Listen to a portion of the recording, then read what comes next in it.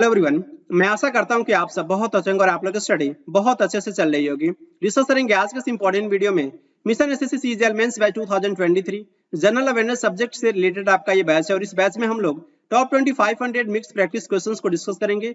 100 videos में discuss करेंगे और इसी 100 वीडियोस के वीडियो नंबर 11 में बेसिकली टॉप 25 क्वेश्चंस को डिस्कस करेंगे। तो आइए शुरू करते हैं फिर आज का इंपॉर्टेंट वीडियो। बहुत ही प्यारा सा क्वेश्चन पूछा गया था सीजीएल प्री 2023 के एग्जाम्स में। वाटर सॉल्युबल पिगमेंट का नाम आपको बताना था, इनमें से कौन सा आपका वाटर सॉल्युबल पिगमेंट है। बेसिकली उसमें फिनोलिक ग्रुप अभी प्रेजेंट होता है, साथ के साथ जो आपके पोमग्रेनेट अनार और उसके साथ साथ आपके एक प्लांट यहाँ पे देख सकते हैं। बेसिकली आपका ये व्हाइट कलर का जो आपका ये ब्रिंजल बैगन जो होता है ना, बेसिकली उसे हम कॉमनली किसके नाम से जानते हैं, एक प्लांट के नाम से जानते हैं। उसके साथ साथ जो आपका काला गाजर और ये आपका रेड कैबेज जो आपका लाल पत्ता गोभी होता है उसमें ये देखने को मिलता है आपका ये वाटर सॉल्युबल पिगमेंट। तो इनमें से कौन सा आपका ये वाटर सॉल्युबल पिगमेंट है जो इन सारे प्लांट्स में देखने को मिलता है और उसके साथ साथ इसमें फिनोलिक ग्रुप भी प्रेजेंट होता है और ये आपका वाटर सॉल्युबल भी होता है।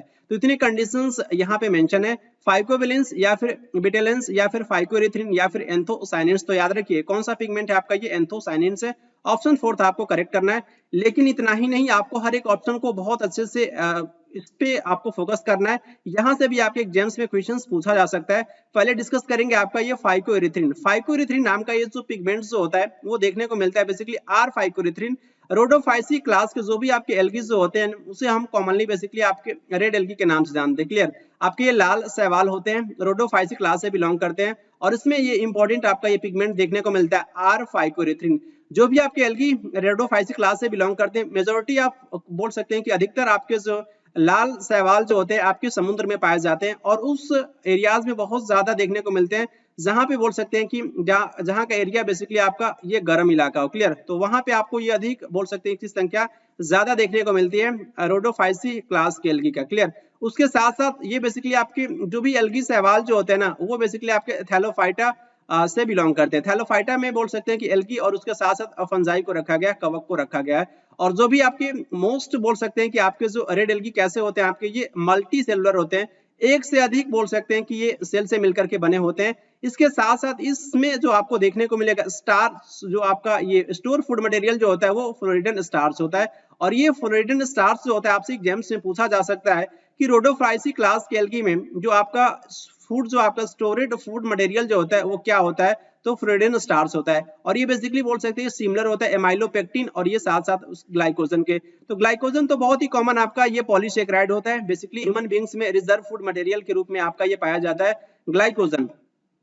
तो ये आप पॉइंट याद रखेंगे। उसके साथ साथ तो भी रेड एल्गी जो होते हैं, लाल शैवाल जो होते हैं, यूजुअली इसमें रिप्रोडक्शन जो देखने को मिलता है, वेजिटेटिव रिप्रोडक्शन देखने को मिलता है वो बाय फ्रेगमेंटेशन होता है। फ्रेगमेंटेशन क्या होता है, फ्रेगमेंटेशन में बेसिकली मान लीजिए कि ये कोई आपका लाल शैवाल है, आपका ये मराइन या फिर बोल सकते हैं कि समुद्र में रह रहा है, तो कोई मैकेनिकल इंजरी की वजह से इसका फिलामेंट ब्रेक हो जाएगा और ये जो आपका फिलामेंट जो इसका ब्रेक होता है, इस नए फिलामेंट से क्या होता है कि नए बोल सकते हैं कि लाल शैवाल का फॉर्मेशन देखने को मिलता है। तो बहुत ही सिंपल प्रोसेस होता है आपका, ये वेजिटेटिव रिप्रोडक्शन कह सकते हैं, फ्रेगमेंटेशन के द्वारा देखने को मिलता है। उसके साथ साथ जो आपके एसेक्सुअल रिप्रोडक्शन जो देखने को मिलता है वो आपके नॉन मोटाइल स्पोर्स होते हैं। बहुत इंपॉर्टेंट पॉइंट है क्योंकि इसमें बेसिकली जो भी आपके स्पोर्स पाए जाते हैं उसमें फ्लैजला देखने को नहीं मिलता है। फ्लैजला जो होते हैं बेसिकली आपके ये लोकोमोटरी ऑर्गन होते हैं, साथ के साथ बोल सकते हैं कि आपको देखने को मिलते हैं ये फ्लैजला आपके यूग्लिना में भी फ्लैजला देखने को मिलता है। उसके साथ साथ आप कह सकते हैं कि बैक्टीरिया में भी आपके फ्लैजला पाए जाते हैं, ये गमन करने में हेल्प करते हैं। क्लियर, उसके साथ साथ लेकिन इसमें आपके एब्सेंट होते हैं जो रोडोफाइसी क्लास के जो एल्गी जो होते हैं ना, उसमें जो भी आपके स्पोर्स जो होते हैं उनमें आपको फ्लैजला देखने को नहीं मिलेगा, इसलिए वो आपके नॉन मोटाइल होते हैं। और ये सेक्सुअल रिप्रोडक्शन जो होता है बेसिकली नॉन मोटाइल आपके गैमेट्स के द्वारा होता है। तो जो भी आपके गैमेट्स जो होंगे वो भी आपके नॉन मोटाइल होंगे। क्लियर, तो इसमें भी आपको फ्लैजला देखने को नहीं मिलेगा। उसके साथ साथ जो सेक्सुअल रिप्रोडक्शन जो होता है oogamous टाइप का होता है। oogamous टाइप के बारे में आपको याद रखना है, जो आपका मेल होता है बेसिकली oogamous टाइप के गैमेटिक फ्यूजन में जो आपका मेल जो होता है बेसिकली कैसा होता है, तो मेल आपका जो है वो आपका मोटाइल होता है और ये बोल सकते हैं कि फीमेल से आपका ये स्मॉलर होता है। क्लियर, छोटा होता है आपका ये मेल।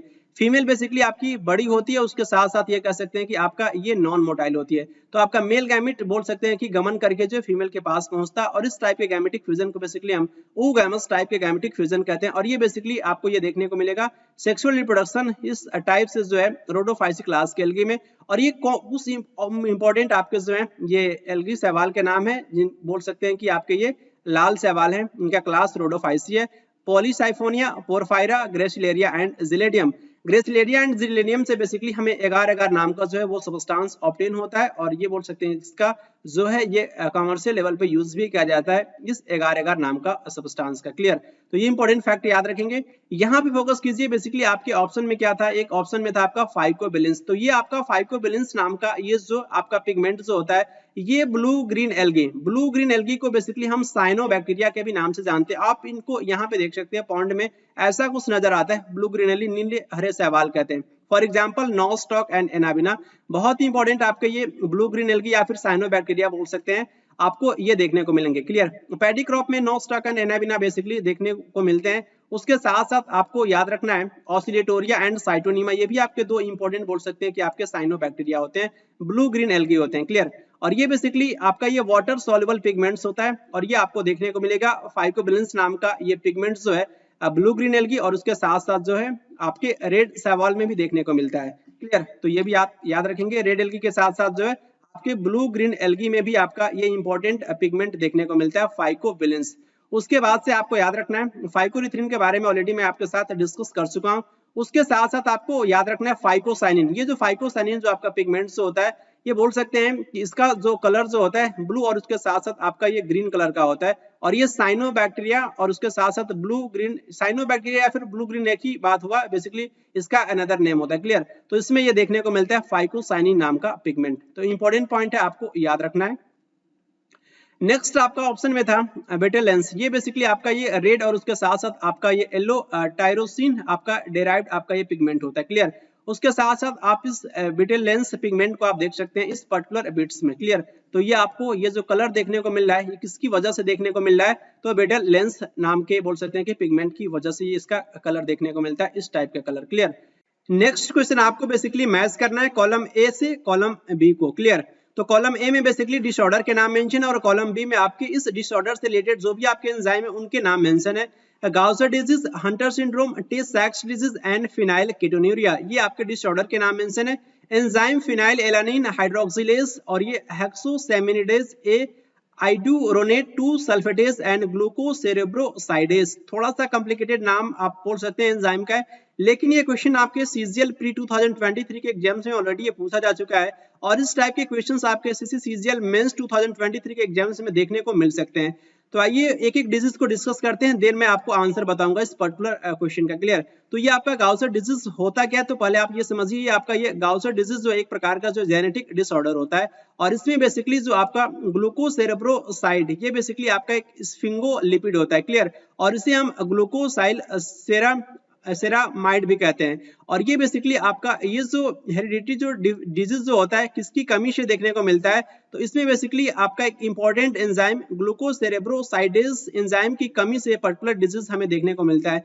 क्या क्या बोल सकते हैं कि साइंस और सिम्टम्स होते हैं, आईज में बोल सकते हैं कि डिफिकल्टीज आपके आई में देखने को मिलेगा, मूवमेंट बोल सकते हैं, येलो स्पॉट्स आईज में नजर आएंगे, और उसके साथ साथ जो आपका ब्लड में इंपॉर्टेंट ये बोल सकते हैं कि ये आपके सिम्टम्स नजर आएंगे, एनीमिया, और उसके साथ साथ फटीग थकान महसूस होगी, और ये थ्रोम्बोसाइटोपेनिया। इट मींस क्या होता है, ये जो बेसिकली आपका ये थ्रोम्बोसाइट जो होता है बेसिकली हम प्लेटलेट्स को कहते हैं। क्लियर, तो ये बेसिकली प्लेटलेट्स की कमी देखने को मिलता है इस पर्टिकुलर बोल सकते हैं कि गाउसर डिजीज में। उसके साथ जो आपके बोन्स होंगे वो कैसे हो जाएंगे, ज्वाइंट पेन, और उसके साथ साथ उसमें आपके डैमेज, और ये आपका जो कमजोर बोन्स, और उसके साथ साथ आर्थराइटिस की भी कंडीशंस, ऑस्टियोपोरोसिस बोल सकते हैं कि ये सारे कंडीशंस आपको ये देखने को मिलेंगे इस पर्टिकुलर डिजीज में। और ये ब्रेन में डिफिकल्टीज बोल सकते हैं, कोऑर्डिनेशन और उसके साथ साथ मोटर स्किल्स में भी आपको ये देखने को मिलेगा इस पर्टिकुलर डिजीज में, आप ऐसा बोल सकते हैं। उसके साथ साथ आपको ये देखने को मिल सकता है कि जो भी आपका लो ब्लड प्लेटलेट्स तो होगा ही, इसके साथ साथ बोल सकते हैं कि आपका ये इनलार्जमेंट आपको देखने को मिलेगा लीवर और उसके साथ साथ स्प्लीन का। तो ये आपके कुछ बोल सकते हैं कि आपका इंपॉर्टेंट कैरेक्टरिस्टिक फीचर बोल सकते हैं इस पर्टिकुलर डिजीज का, साइन एंड सिम्टम बोल सकते हैं। तो ये आपको देखने को मिलेगा ये आपका किस एंजाइम की कमी से देखने को मिलता है, तो इससे क्वेश्चन आपके एग्जाम से पूछा गया था, ग्लूकोज सेरेब्रोसाइडेज। तो इसका आंसर बेसिकली अगर मैच करें तो ए आपका जो होगा गाउसर डिजीज को किससे आप मैच करोगे, डी से मैच करोगे। अगर ये आपको पता है तो फर्स्ट का डी केवल एक ही ऑप्शन है मेंशन, इसलिए इसका आंसर आपका ए ही हो जाएगा। लेकिन इतना ही नहीं, आपको हर एक पॉइंट को समझना है। हंटर सिंड्रोम के बारे में डिस्कस करेंगे। हंटर सिंड्रोम क्या होता है, ये देखिए ये बच्चा बेसिकली आपका हंटर सिंड्रोम से इन्फेक्टेड है, ये आपका ये बच्चा है। और ये बेसिकली आपका हंटर सिंड्रोम जो होता है म्यूकोपॉलीसैकेराइडोसिस टाइप सेकेंड या फिर एमपीएस सेकेंड के भी नाम से जानते हैं। और ये एक प्रकार का जो है रेयर जेनेटिक डिसऑर्डर होता है, क्लियर। और ये बेसिकली आपको ये देखने को मिलेगा जो आपका ये शुगर मॉलिक्यूल जैसे जिसको हम ग्लूकोसेमिनोग्लाइकेंस के नाम से जानते हैं, क्लियर। और ये बेसिकली जो होता है आपके बॉडी टिश्यू में इसका फॉर्मेशन देखने को मिलता है। और ये बोल सकते हैं कि आपका लाइसोसोमल स्टोरेज जो होता है ना, ये आपका एक डिजीज होता है, क्लियर। एक फॉर्म होता है, बेसिकली बोल सकते हैं कि आपका ये लाइसोसोमल बोल सकते हैं कि आपका ये स्टोरेज देखने को मिलता है। उसके साथ साथ ये बेसिकली आपको ये देखने को मिलेगा हंटर सिंड्रोम जो होता है आपका एक इंपॉर्टेंट लाइसोसोमल एंजाइम होता है, बेसिकली आपका यहाँ पे नाम मेंशन है आइडुरोनेट 2 सल्फेटेज I2S, क्लियर। तो इस एंजाइम की कमी से आपका ये पर्टिकुलर हंटर सिंड्रोम बेसिकली आपका जो डिजीज जो होता है वो देखने को मिलता है। और ये बेसिकली आपका ये जो सिंड्रोम जो होता है ना, बेसिकली आपका ये जो है एक्स लिंक्ड आपका ये रिसेसिव इनहेरिटेंस होता है। तो ये आप ये समझ पा रहे होंगे कि आपके एक्स एंड वाई क्रोमोसोम्स होते हैं, क्लियर। तो ऐसे आपके जो इनहेरिटेड डिजीज जो आपके ट्रांसफर होते हैं एक्स क्रोमोसोम से, क्लियर। तो उसको आप कहोगे कि आपका एक्स लिंक्ड आपका है, ये बोल सकते हैं कि आपका एक पर्टिकुलर डिजीज। उसके साथ साथ आपका ये रिसेसिव, और एक दो वर्ड आता है आपके जेनेटिक्स में, एक डोमिनेंट कैरेक्टर, उसके साथ साथ आपका एक रिसेसिव कैरेक्टर। और इसको आप बहुत अच्छे से समझ सकते हैं। जैसे कि अगर मैं बात करूं कैपिटल टी और स्मॉल टी, तो ये बेसिकली आपका कैपिटल टी जो होता है ना, इसको बेसिकली हम जब हम ग्रेगर जॉन मेंडल के द्वारा जो भी लॉ दिए गए हैं, लॉ ऑफ इनहेरिटेंस, उसमें हम लोग स्टडी करते हैं। तो जो आपका कैपिटल टी जो होता है ना, ये डोमिनेंट कैरेक्टर को रिप्रेजेंट करता है। और ये स्मॉल टी जो होता है ना, बेसिकली ये रिसेसिव, जो बेसिकली आप कह सकते हैं कि आपका ये आपका अप्रभावी कह सकते हैं। इसका जो है इसके ऊपर कैपिटल टी जो है बोल सकते हैं कि स्मॉल टी के ऊपर आपका ये डोमिनेंट होता है। तो कैपिटल टी आपका जो डोमिनेंट कैरेक्टर होता है, लेकिन स्मॉल टी जो होता है आपका ये रिसेसिव कैरेक्टर होता है। तो इस तरीके से आपको डिफरेंस क्रिएट करना है डोमिनेंट में और रिसेसिव में। तो ये जो आपका हंटर सिंड्रोम जो होता है एक्स लिंक्ड तो होता है, साथ के साथ ये आपका ये रिसेसिव इनहेरिटेंस होता है। तो आई होप आपको ये समझ में आया होगा हंटर सिंड्रोम से रिलेटेड जो भी आपका ये इंपॉर्टेंट पॉइंट था। और ये आपका बोल सकते हैं कि हंटर सिंड्रोम को आप किसके साथ मैच करोगे, तो आइडुरोनेट आपका 2 सल्फेटेज एंजाइम की कमी से ये पर्टिकुलर डिजीज हमें देखने को मिलता है। उसके बाद से डिस्कस करेंगे टे-सैक्स डिजीज, उसके बाद से मैं आपको मैच भी करवाऊंगा। तो पहले आपको एक्सप्लेनेशन पे फोकस करना है। यहाँ पे देखिए आपका टे-सैक्स डिजीज जो होता है ना, ये बेसिकली ये भी आपका जो जेनेटिक डिसऑर्डर होता है। और ये बेसिकली इस पर्टिकुलर डिजीज में क्या होता है कि डिस्ट्रक्शन देखने को मिलता है जो आपके नर्व सेल्स जो होते हैं आपके ब्रेन में जो पाए जाते हैं, और ये बोल सकते हैं ब्रेन में के साथ साथ जो आपके स्पाइनल कॉर्ड में। तो जो आपके नर्व सेल्स में भी आपको क्षय देखने को मिलेंगे, उसके साथ साथ आपके जो है स्पाइनल कॉर्ड में भी क्षय देखने को मिलेंगे इस पर्टिकुलर डिजीज में, टे-सैक्स डिजीज में। और ये आपके जो भी बच्चे जो होते हैं 3 to 6 मंथ्स के बच्चों में ये पर्टिकुलर डिजीज ये कॉमन देखने को मिलता है, ये आपका टे-सैक्स डिजीज। यहाँ पे आप देख सकते हैं बेसिकली ये जो आपका ये जो डिजीज जो होता है ना, ये बेसिकली आपका ये कॉज्ड किया जाता है, जेनेटिक आपका म्यूटेशन देखने को मिलता है हेक्साजीन जो आपका क्रोमोसोम नंबर 15 पे बोल सकते हैं। और ये बेसिकली आपका ये हेक्सोसेमिनिडेज आपका एंजाइम होता है जिसे हम हेक्सोसेमिनिडेज ए कहते हैं। इसकी कमी से बेसिकली आपका ये पर्टिकुलर डिजीज हमें देखने को मिलता है, टे-सैक्स डिजीज, क्लियर। तो ये बेसिकली आप यहाँ पे देख सकते हैं जो भी आपका नर्व सेल्स में जो बेसिकली डिस्ट्रक्शन देखने को मिलता है, तो ये ऐसा कुछ आपको ये देखने को मिलेगा। तो इमेज के जरिए भी आप बहुत लंबे समय से आप याद रख सकते हो टे-सैक्स डिजीज से रिलेटेड जो भी आपका इंपॉर्टेंट फैक्ट था। तो यहाँ पे आपके एग्जाम्स में जो है इस पर्टिकुलर एंजाइम का नाम पूछा गया था हेक्सोसेमिनिडेज ए, क्लियर। तो इसका आंसर क्या होगा, आप इससे मैच कीजिए। ये बेसिकली आप मैच करोगे टे-सैक्स डिजीज को जो किसके साथ जो है आप मैच करोगे, जो है बी के साथ, क्लियर। और ये आपका एक ही डिजीज बचा फिनाइल केटोन्यूरिया, तो इसको भी डिस्कस करेंगे। देखिए आपको इस एक्सप्लेनेशन पे बहुत ज्यादा फोकस करना है, वैसे नहीं कि इसका आंसर ये होगा इसका आंसर ये होगा आगे बढ़ते हैं, ऐसा नहीं करना है आपको। फिनाइल कीटोन्यूरिया के बारे में बात करें तो जिसे बेसिकली हम शॉर्ट फॉर्म में PKU भी कह सकते हैं, और उसके साथ साथ ये आपका जो भी बोल सकते हैं कि जो आपका डिक्रीज्ड आपको देखने को मिलेगा, कह सकते हो कि जो आपका मेटाबॉलिज्म जो होता है ना, एक एमाइनो एसिड फिनाइल एलानिन, इसके बारे में मैं आपसे डिस्कस कर चुका हूं। फिनाइल एलानिन एक प्रकार का जो है इसेंशियल एमिनो एसिड होता है। मैं आपको एक कोड बताया था PBT टिम हॉल, क्लियर, टिम हॉल। तो क्या आपको ये याद आ रहा है? PBT टिम हॉल से आपके 10 एमिनो एसिड्स को मैं आपको लर्न करवा चुका हूं, जिसमें से आपका P जो होता है ना, P बेसिकली आपका फिनाइल एलानिन होता है, क्लियर। तो फिनाइल एलानिन, लेकिन आपको प्रोलीन से कंफ्यूज नहीं होना है। प्रोलीन में आपका ये P होता है, लेकिन आपका ये नॉन इसेंशियल एमिनो एसिड होता है, क्लियर। तो ये बेसिकली आपका ये फिनाइल एलानिन जो होता है ना, फिनाइल एलानिन की बेसिकली जो इस पर्टिकुलर बोल सकते हैं कि डिजीज में आपका ये मेटाबॉलिज्म जो आपका ये डिक्रीज हो जाता है फिनाइल कीटोन्यूरिया में, क्लियर। तो इस तरीके से आप ये कोड भी तैयार रख सकते हो कि आपका फिनाइल कीटोन्यूरिया डिजीज में आपका ये इंपॉर्टेंट जो आपका ये फिनाइल एलानिन जो होता है, ये बेसिकली इसका जो मेटाबॉलिज्म का डिक्रीजमेंट देखने को मिलता है। और यहाँ पे देखिए एंजाइम का नाम मेंशन है फिनाइल एलानिन आपके हाइड्रोक्सिलेज। तो ये इसकी कमी से ये बेसिकली आपका ये पर्टिकुलर डिजीज हमें देखने को मिलता है। और इस पर्टिकुलर डिजीज में बोल सकते हैं कि जो आपका ये भी आपका इनहेरिटेड जेनेटिक डिसऑर्डर होता है। ये जो भी आपका बच्चा ये जन्म लेता है, बोल सकते हैं कि उसमें बेसिकली ये देखने को मिलता है हार्ट प्रॉब्लम्स, उसके साथ साथ स्मॉल हेड, आपका ये जो मेंटल रिटार्डनेस भी बोल सकते हैं, रिटार्डेशन, मेंटल रिटार्डेशन, क्लियर। तो जो उसका मस्तिष्क जो होगा वो छोटा देखने को मिलेगा, और उसके साथ साथ जो है आपका जो बच्चे का जो वेट जो होगा वो भी कम देखने को मिलेगा, क्लियर।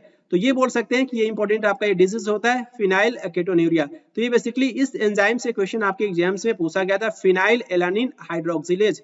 तो इसका भी आंसर क्या होगा? आप किसके साथ मैच करोगे? आप मैच करोगे फिनाइल कीटोन्यूरिया को किसके साथ आप मैच करोगे? फिनाइल एलानिन हाइड्रोक्सिलेज से, क्लियर, ASC, क्लियर। तो ये बेसिकली आपका ये फर्स्ट आपका करेक्ट आंसर होगा। मैं पूरा अच्छे से मैं आपको एक्सप्लेन किया, एक पॉइंट एक्सप्लेन किया। वीडियो की लेंथ थोड़ी लंबी होगी, लेकिन इससे आपको बिल्कुल भी नहीं घबराना है, क्योंकि आपको अच्छे से एक्सप्लेनेशन पे फोकस करना होता है।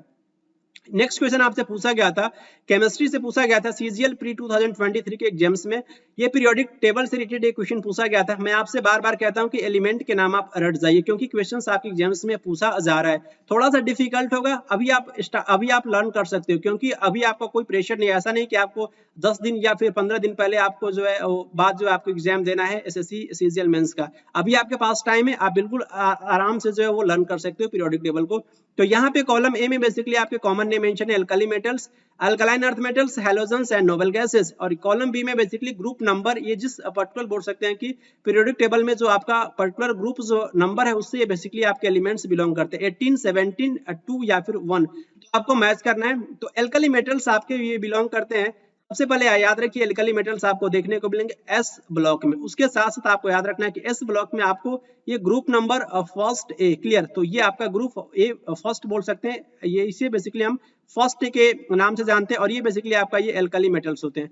कौन कौन से एलिमेंट आपके अल्कली मेटल्स होते हैं, इनका भी नाम आपको याद रखना बहुत जरूरी है, क्योंकि आपके एग्जाम्स में इस टाइप से भी क्वेश्चन पूछा जाता है कि 4 आपके जो एलिमेंट्स दे दिए जाएंगे, और इसमें से आपको चूज करना होगा इनमें से कौन आपका एक एलिमेंट जो किसी दूसरे ग्रुप को ऐड कर दिया जाएगा, और आपको बेसिकली चूज करना होगा इनमें से कौन आपका अल्कली मेटल नहीं है। तो अल्कली मेटल्स के नाम आप याद रखेंगे, lithium, sodium, potassium, rubidium, caesium and francium. यहाँ पे मैं केवल सिंबल लिखा हूँ। लिथियम का एटॉमिक नंबर 3 होता है, सोडियम का 11 होता है, सोडियम का लैटिन नेम नाइट्रियम होता है, ये आपका पोटेशियम का लैटिन नेम कैलियम होता है, और इसका एटॉमिक नंबर 19 होता है, और ये आपका रुबिडियम का 37 होता है। सीजियम का 55, जैसे आप लिखते हो ना CS बेसिकली क्या होता है कि सीजियम का सिंबल होता है, तो यहाँ से आप S को चुरा लो और ये SS कर दो, SS इट मींस इसको 55 कर दो, तो ये बेसिकली इसका क्या हो जाएगा, इसका एटॉमिक नंबर हो जाएगा 55। तो इस तरीके से भी आप याद रख सकते हैं कुछ पॉइंट्स को। और ये फ्रेंशियम बेसिकली आपका क्या होता है कि आपका ये कितना होता है, तो 87 होता है। तो ये बेसिकली आपके अल्कली मेटल होते हैं, जिनका नाम आपको याद रखना है। आप मैच करोगे अल्कली मेटल को किसके साथ, 1 के साथ। उसके साथ साथ अल्कलाइन अर्थ मेटल्स, इसका भी संबंध बोल सकते हैं कि जो आपको देखने को मिलेगा सेकंड ए, और ये S ब्लॉक में आपके ये प्रेजेंट होते हैं। तो आपके अल्कलाइन अर्थ मेटल कौन कौन से होते हैं ये भी आपको याद रखना है, बेरिलियम, मैग्नीशियम, कैल्शियम, उसके साथ आपको याद रखना है स्ट्रांसियम, बेरियम और रेडियम, क्लियर। तो ये बेसिकली आपको याद रखना है कि बेरिलियम का एटॉमिक नंबर 4, मैग्नीशियम का 12, उसके साथ साथ कैल्शियम का 20, स्ट्रांसियम का 38, और ये बेरियम का 56 और रेडियम का 88। आपको इस रेडियम को रेडॉन से कंफ्यूज मत करना, Rn इसका एटॉमिक नंबर क्या होता है, रेडॉन का आपका जो है वो 86 होता है, लेकिन रेडॉन का सिंबल Rn होता है। क्लियर। और ये बेसिकली आप कह सकते हो कि आपका ये नोबेल गैसेस होता है, आपका ये रेडॉन। क्लियर। और जिसका संबंध बोल सकते हैं कि ये किससे होता है, तो ग्रुप नंबर 18 से नोबेल गैसेस का संबंध होता है। देख रहे हैं ना, इस तरीके से आप कोरिलेट करोगे तो आप आसानी से क्वेश्चंस को सॉल्व कर पाएंगे। तो नोबेल गैसेस को आप किससे मैच करोगे, आप मैच करोगे 18 से। क्लियर। ग्रुप नंबर 18 के एलिमेंट्स नोबेल गैसेस के एलिमेंट्स कहलाते हैं। इसको आप किससे मैच करोगे, अल्कलाइन अर्थ मेटल को, तो मैच करोगे आप सेकंड से। क्लियर। तो इस तरीके से आपको याद रखना है कि नोबेल गैसेस एलिमेंट्स के भी नेम, क्योंकि यहां से भी आपके एग्जाम्स में क्वेश्चंस इसी तरीके से पूछे जाते हैं। क्लियर। तो ग्रुप नंबर 18 के एलिमेंट्स आप कह सकते हैं कि नोबेल गैसेस, और इन्हें हम इनर्ट गैसेस के भी नाम से जानते हैं। क्लियर। उसके साथ साथ कौन कौन से एलिमेंट होते हैं याद रखिए, helium, neon, argon, krypton, xenon, radon and oganesson. और हीलियम का एटॉमिक नंबर 2, नियॉन का 10 और ये ऑर्गन का 18, क्रिप्टॉन का 36, जेनॉन का 54, रेडॉन का 86 एंड ऑग्नेशन का 118। ये आपका लास्ट एलिमेंट होता है पीरियोडिक टेबल का, तो आप इस तरीके से याद रख सकते हैं। उसके साथ साथ आपका एक ऑप्शन बचा हैलोजेंस, तो हैलोजेंस को आप मैच करोगे ग्रुप नंबर 17 के एलिमेंट्स को हम हैलोजेंस कहते हैं। हैलोजेंस में कौन कौन से एलिमेंट आते हैं इनको भी याद रखना है आपको। याद रखिए, fluorine, chlorine, bromine, iodine, astatine and tennessine. Tennessine basically आपका ये सेकेंड लास्ट एलिमेंट होता है पीरियोडिक टेबल का। फ्लोरीन का एटॉमिक नंबर 9 होता है, क्लोरीन का 17 होता है, ब्रोमीन का 35 होता है, आयोडीन का 53। यहाँ पे आप तिकड़मबाजी लगा सकते हो, या ब्रोमीन कह सकते हो ना, ब्रोमीन का 35 होता है और उसी के नीचे आयोडीन देखने को मिलता है। आयोडीन नॉन मेटल होता है, और आप ये कह सकते हो कि इस आयोडीन में जो है नॉन मेटल होने की बाद भी इसमें एक लस्सर की प्रॉपर्टीज देखने को मिलता है। ये चमकने का गुण बेसिकली मेटल का होता है, लस्सर की प्रॉपर्टी, लेकिन ये हमें देखने को मिलता है आयोडीन में भी। ये इंपॉर्टेंट आपका ये नॉन मेटल होता है। क्लियर। और इसकी कमी से बोल सकते हैं कि आपका डिजीज भी देखने को मिलता है, ग्वाटर डिजीज। क्लियर। तो ये बेसिकली इसका एटॉमिक नंबर आपका 53 होता है। तो ब्रोमीन का 35 होता है, और इसको आप थोड़ा सा आप क्या कर दो, इसको आप 5 को यहाँ पे रखो, 3 को यहाँ पे रखो, तो किसका आपका एटॉमिक नंबर हो जाएगा, आयोडीन का हो जाएगा। स्टार्टीन कैसे याद रखोगे, स्टार्टीन आपका 85 होता है, स्टार्टीन 85 इस तरीके से याद रख सकते हो। और टेनेसाइन आपका ये सेकेंड लास्ट एलिमेंट होता है, तो 117 इसका एटॉमिक नंबर होता है। आई होप आपको एक्सप्लेनेशन बहुत अच्छे से समझ में आया होगा, तो इसको आप ऐसे मैच कर दो। क्लियर। तो ये बेसिकली आपका इस तरीके से मैच करके आप क्वेश्चंस को आसानी से सॉल्व कर पाओगे अपने एग्जाम हॉल में। क्लियर, समझ में आया ना? कोई भी डाउट है तो आप जरूर पूछेगा। यहाँ पे आप देखिए एक इंपॉर्टेंट आपका ये स्लाइड भी मैं ऐड किया हूँ, काफी इंपॉर्टेंट पॉइंट है। यहाँ से पर्टिकुलर स्लाइड से क्वेश्चंस ऑलरेडी पूछे जा चुके हैं, ये पॉइंट मैं आपको रिवाइज करवा चुका हूँ, और ये आपके लिए होमवर्क है कि पी ब्लॉक के एलिमेंट्स और उसके साथ साथ जो आपके डी ब्लॉक के एलिमेंट्स मैं कई वीडियो में आपको रिवाइज करवा चुका हूँ, तो खुद अपने आप से आपको रिवाइज करना है और याद करने का प्रयास करना है। मैं फिर अभी कह रहा हूँ कि अभी आपके पास टाइम है, आप रिवाइज कर सकते हो। कई बार आप लिखोगे एलिमेंट्स को, बार बार वीडियोस को देखोगे तो आप याद रख सकते हो। मैं ऑलरेडी बोल सकते हैं कि प्रीवियस वीडियो में मैं आपको ये सारे पॉइंट्स डिटेल में मैं बता चुका हूँ। उसके साथ साथ ये बेसिकली एफ ब्लॉक के एलिमेंट्स भी आपसे पूछा जाता है एग्जाम्स में, जैसे कि आपका 106 ऑलरेडी पूछा जा चुका है। सिबोर्जियम का बोल सकते हैं एटॉमिक नंबर होता है 106। 101 मेंडेलियम के बारे में पूछा जा चुका है क्वेश्चन 101, यहाँ पे देख सकते हैं ये आपका जो है ये एक्टिनोइड्स सीरीज से बिलोंग करता है। आपका 101 के बारे में भी क्वेश्चन पूछा जा चुका है। क्लियर, तो इस जो भी एलिमेंट्स है आपको लर्न करने का प्रयास करना भी आपके पास टाइम है। पीरियोडिक ट्रेंड से भी क्वेश्चंस पूछे गए हैं आपके एसएससी सीजीएल प्री 2023 के एग्जाम्स में। यहाँ पे फोकस कीजिए इलेक्ट्रोनेगेटिविटी, उसके साथ साथ आयोनाइजेशन एनर्जी और उसके साथ साथ इलेक्ट्रॉन एफिनिटी और ये नॉन मेटालिक कैरेक्टर। ये 4 पॉइंट आपको याद रखना है कि जब हम पीरियड की बात करते हैं तो पीरियड की जब भी मैं बात करूं तो आप क्या जा रहे हो कि आप लेफ्ट टू राइट जा रहे हो। क्लियर, तो पीरियड में जब हम लेफ्ट टू राइट जाते हैं तो ये चारों ही पॉइंट आपके इसकी जो वैल्यूज होती है नॉर्मली, मैं एक्सेप्शन की बात नहीं कर रहा हूँ, नॉर्मली आपके क्या होते हैं कि इंक्रीज होते हुए नजर आते हैं। क्लियर, इलेक्ट्रोनेगेटिविटी, उसके साथ साथ आयोनाइजेशन एनर्जी और ये इलेक्ट्रॉन एफिनिटी और ये आपका नॉन मेटालिक कैरेक्टर, ये आपके इंक्रीज होते हुए नजर आते हैं। जो आपके पीरियड में इंक्रीज होते हैं वो आपके ग्रुप में क्या होंगे कि आपके वो डिक्रीज होते हुए नजर आएंगे। क्लियर, तो इस तरीके से आप अपोजिट जो फॉर्मूला होता है ना कि एक आपका इंक्रीज हो रहा है तो एक आपका डिक्रीज होगा, इस तरीके से याद रख सकते हो।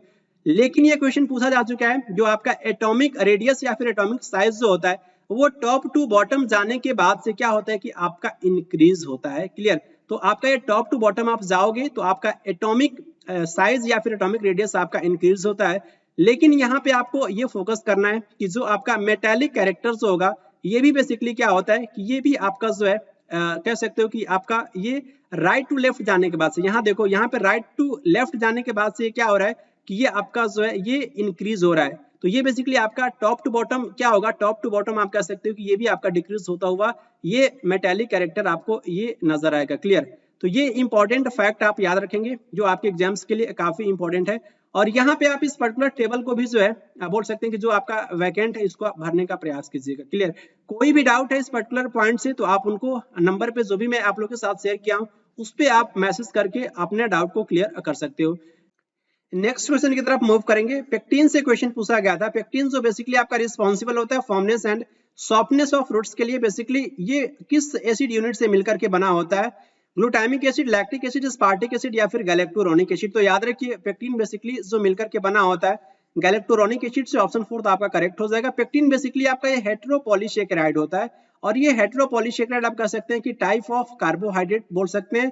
और ये बेसिकली मिडिल और ये आपका middle lamella and primary lamella, यहाँ पे प्लांट सेल में आप देख पा रहे होंगे मिडिल लैमिला, ये बेसिकली ये इससे मिलकर के बना होता है। मिडिल लैमिला और ये प्राइमरी लैमिला जो किससे मिलकर के बना होता है? तो पेक्टिन से मिलकर के बना होता है। प्रिंसिपल केमिकल कंपोनेंट पेक्टिन में देखने को मिलता है गैलेक्टोरोनिक एसिड जो आपके एग्जाम में पूछा गया था, और ये बेसिकली आपका ये शुगर एसिड से मिलकर के बना होता है। ये जो आपका एसिड जो है गैलेक्टोरोनिक एसिड ये बेसिकली आपका जो है ये बना होता है शुगर से। क्लियर? तो ये कौन सी शुगर से मिलकर के बना होता है? तो गैलेक्टोज। और ये galactose, fructose and glucose, glucose, fructose and galactose तीनों ही आपके ये मोनोसेकेराइड होते हैं। और ये बोल सकते हैं कि मोनोसेकेराइड इन तीनों का फॉर्मूला आप क्या होगा? C6H12O6 होगा। क्लियर? तो ये पॉइंट आपको याद रखना है। ये गैलेक्टोज बेसिकली आपके जो मोनोसेकेराइड जो होते हैं ये आपके डेयरी प्रोडक्ट में देखने को मिलते हैं। क्लियर? गैलेक्टोज। तो ये इंपॉर्टेंट पॉइंट आपको याद रखना है। हेनरी ब्रैकन नॉट 1985 में बेसिकली इनके द्वारा इसको आइसोलेट किया गया था। और ये बोल सकते हैं कि कॉमर्शियल लेवल पे पेक्टिन को जो है ये ऑब्टेन किया जाता है, प्रोड्यूस किया जाता है सिट्रस फ्रूट से, संतरे से बोल सकते हैं कि प्रोड्यूस किया जाता है। ये इंपॉर्टेंट फैक्ट आप याद रख सकते हैं। नेक्स्ट क्वेश्चन मैं एनसीईआरटी से इंक्लूड किया हूं। ये क्वेश्चन आपको बेसिकली 4 स्टेटमेंट यहाँ पे मेंशन है। यहाँ के इस क्वेश्चन को सॉल्व करने में के बाद से आपके अंदर एक कॉन्सेप्ट की क्लैरिटी आएगी, लैटेंट हीट ऑफ फ्यूजन से रिलेटेड और लैटेंट हीट ऑफ वेपोराइजेशन से रिलेटेड। क्लियर? इस टाइप के क्वेश्चंस भी मैं आपको सॉल्व करवाऊंगा इस पर्टिकुलर बोल सकते हैं कि बैच में। तो ये बेसिकली जो आपको ट्रू स्टेटमेंट आपको चूज करना है, लैटेंट हीट ऑफ आपका फ्यूजन जो होता है हीट एनर्जी वो आपका रिक्वायर होता है चेंज करने के लिए 1 kg of liquid to gas atmospheric pressure पे, और ये बोल सकते हैं उसके बॉइलिंग पॉइंट पे हमें देखने को मिलता है। लैटेंट हीट ऑफ वेपोराइजेशन आपका हीट एनर्जी रिक्वायर होता है चेंज करने के लिए 1 kg ऑफ सॉलिड को गैस में एटमॉस्फेरिक प्रेशर, और ये बोल सकते हैं कि उसके बॉइलिंग पॉइंट पे।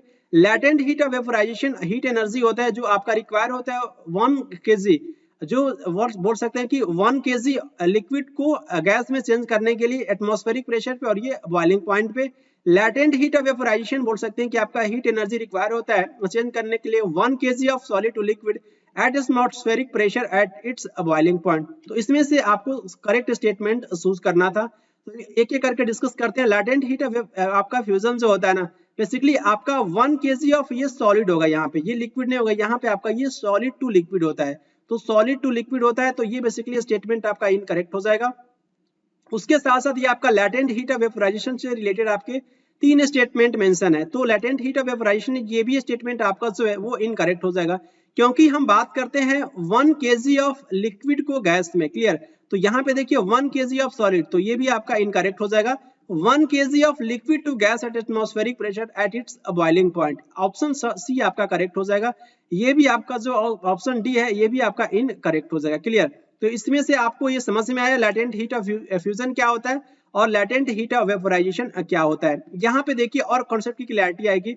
लैटेंट हीट क्या होता है तो सबसे पहले आप समझिए कि लैटेंट मींस क्या होता है। लैटेंट मींस आपका हिडन होता है, और उसके साथ साथ जो आपका अमाउंट ऑफ हीट एनर्जी जो आपका रिक्वायर होता है 1 kg of solid into liquid at atmospheric pressure at its melting point is known as latent heat of fusion। तो यहाँ पे आप देख सकते हैं latent heat का जो फ्यूजन का आपका डेफिनेशन दे रखा है और जो आपके ऑप्शन में इनकरेक्ट पॉइंट मेंशन था। क्लियर? यहाँ पे इंपॉर्टेंट पॉइंट आपको याद रखना है कि melting point of ice 273.15 kelvin होता है, एग्जैक्ट डाटा है आपका। क्लियर? उसके साथ साथ ये बेसिकली यहाँ पे देख सकते हैं कि 0 डिग्री सेल्सियस पे क्या होता है, या फिर 0 डिग्री सेल्सियस कह लीजिए, या फिर 273 केल्विन कह लीजिए, कि बोल सकते हैं कि जो आपका बहुत ज्यादा एनर्जी देखने को मिलता है एज कंपेयर टू पार्टिकल्स की बात करते हैं आइस में, जो आपके सेम टेम्परेचर पे। क्लियर? तो ये भी कॉन्सेप्ट आप साथ के साथ याद रख सकते हैं। जब हम क्या करते हैं कि सप्लाई करते हैं हीट एनर्जी को वाटर में, तो पार्टिकल्स क्या करते हैं कि अपना सो बहुत तेजी से गति करना स्टार्ट कर देते हैं। तो ये तो बहुत ही सिंपल सा कॉन्सेप्ट होता है कि किसी भी पार्टिकल को एनर्जी आप प्रोवाइड करोगे तो उसमें बोल सकते हैं कि गति देखने को मिलेगा। क्लियर? और नेक्स्ट क्वेश्चन की तरफ मूव करेंगे। ये भी आपका एनसीईआरटी बेस्ड क्वेश्चन है, लेकिन इसको टाइप के क्वेश्चंस को आपको सॉल्व करना चाहिए, जिससे आपके और कॉन्सेप्ट की क्लैरिटी आएगी। और इस टाइप के क्वेश्चंस आपके एग्जाम्स में ऑलरेडी पूछे भी जा चुके हैं। उस प्रोसेस का नाम बताना है जिसमें आपका एक सॉलिड जो है वो डायरेक्टली कन्वर्ट हो जाता है वेपर्स में, वेपर स्टेट में। उस प्रोसेस को किसके नाम से जानते हैं? वेपोराइजेशन, सॉलिडिफिकेशन, डेपोजिशन या फिर सब्लिमेशन। तो याद रखिए सॉलिड टू गैस के बारे में बात किया जा रहा है, सॉलिड टू गैस। तो ये बेसिकली आपका ये कौन सा प्रोसेस होता है? तो सब्लिमेशन होता है। ऑप्शन डी आपका ये करेक्ट हो जाएगा। यहाँ पे फोकस कीजिए, ये बेसिकली आपका inter conversion of state of matter से क्वेश्चन आपके एग्जाम्स में पूछे जाते हैं। तो सबसे पहले तो आप सब्लिमेशन पे फोकस कीजिए, उसके बाद से मैं एक एक पॉइंट को बताऊंगा। मेल्टिंग, इवापोरेशन, डेपोजिशन, उसके बाद से कंडेंसेशन और ये सॉलिडिफिकेशन। क्लियर? तो ये बेसिकली आपका ये जो सॉलिड टू गैस विदाउट बोल सकते हैं कि आपको लिक्विड स्टेट में चेंज हुए आपका ये सॉलिड जो है वो गैस में कन्वर्ट हो जाता है। इस प्रोसेस को हम सब्लिमेशन, हिंदी में ऊर्ध्वपातन के नाम से जानते हैं। कैम्फर कपूर में देखने को मिलता है। अमोनियम क्लोराइड का फॉर्मूला NH4Cl होता है, इसमें देखने को मिलता है। नेफ्थलीन में भी देखने को मिलता है। नेफ्थलीन बेसिकली आपका एरोमेटिक कंपाउंड होता है, तो इसमें भी जो है ये प्रोसेस देखने को मिलता है सब्लिमेशन की। क्लियर? और ये बेसिकली आपको ये यहाँ पे फोकस करना है कि ये जो आपका inter conversion of state of matter जो है बेसिकली आपका solid to liquid, solid to liquid जो सेंस जो होता है उससे हम किसके नाम से जानते हैं? तो बेसिकली आपका वो जिस टेम्परेचर पे बेसिकली आपका ये सॉलिड लिक्विड में कन्वर्ट होगा उसे हम बोलेंगे मेल्टिंग पॉइंट, लेकिन इस प्रोसेस को हम मेल्टिंग के नाम से जानते हैं। लिक्विड टू गैस ये बेसिकली आपका इवापोरेशन कहलाता है, और ये आपका जो है गैस टू सॉलिड ये डेपोजिशन कहलाता है, डेपोजिशन। और ये आपको याद रखना है सॉलिड टू गैस डायरेक्टली ये बेसिकली आपका ये सब्लिमेशन कहलाता है, और ये gas to liquid, gas to liquid ये कंडेंसेशन होता है। और इसी की वजह से बोल सकते हैं कि हमें जो है वर्षा की जो बूंदे जो होती है कंडेंसेशन की वजह से ही जो है वर्षा की बूंदे जो है बनती हैं, और ये हमें बारिश देखने को मिलता है कंडेंसेशन या फिर संघनन की वजह से। उसके साथ साथ याद रखना है कि जो आपका लिक्विड जो है वो किस में कन्वर्ट होता है? सॉलिड में, और इस प्रोसेस को हम सॉलिडिफिकेशन के नाम से जानते हैं। नेक्स्ट क्वेश्चन की तरफ मूव करेंगे। ये भी आपका एनसीईआरटी बेस्ड क्वेश्चन है, और भी आपके कॉन्सेप्ट की क्लैरिटी आएगी। बेसिकली आपको कॉन्सेप्ट की क्लैरिटी है कि एटॉमिक नंबर से रिलेटेड आप कह सकते हैं, आपके मास नंबर से रिलेटेड जो कॉन्सेप्ट होते हैं उससे रिलेटेड आपके जो है वो कॉन्सेप्ट की और क्लैरिटी है। इस क्वेश्चन को आप सॉल्व करने का प्रयास कीजिए। कितने आपके प्रोटॉन्स, न्यूट्रॉन्स एंड इलेक्ट्रॉन्स आपके प्रेजेंट है इस पर्टिकुलर आपके जो है ये एसएन आपका ये बेसिकली क्या होता है? एशियन बेसिकली आपका स्टैनम होता है, और ये बेसिकली आपका टीन का जो है ये लैटिन नेम होता है। तो एसएन एटॉमिक नंबर इसका कितना होता है? 50 होता है। तो यहाँ पे 50 और ये 119 और एसएन पे 2 पॉजिटिव दे रखा है। क्लियर? तो बेसिकली इसमें आपको चूज करना है number of protons, neutrons and electrons. तो याद रखिए जो आपके नंबर ऑफ इलेक्ट्रॉन सबसे पहले आप फाइंड कीजिए। तो नंबर ऑफ इलेक्ट्रॉन बेसिकली यहाँ पे अगर आप बात करें SN2 पॉजिटिव, तो यहाँ पे क्या हो रहा है कि जो भी SN के पास जो आपका इलेक्ट्रॉन है उसमें से 2 इलेक्ट्रॉन को ये लूज कर दे रहा है, क्योंकि 2 पॉजिटिव है।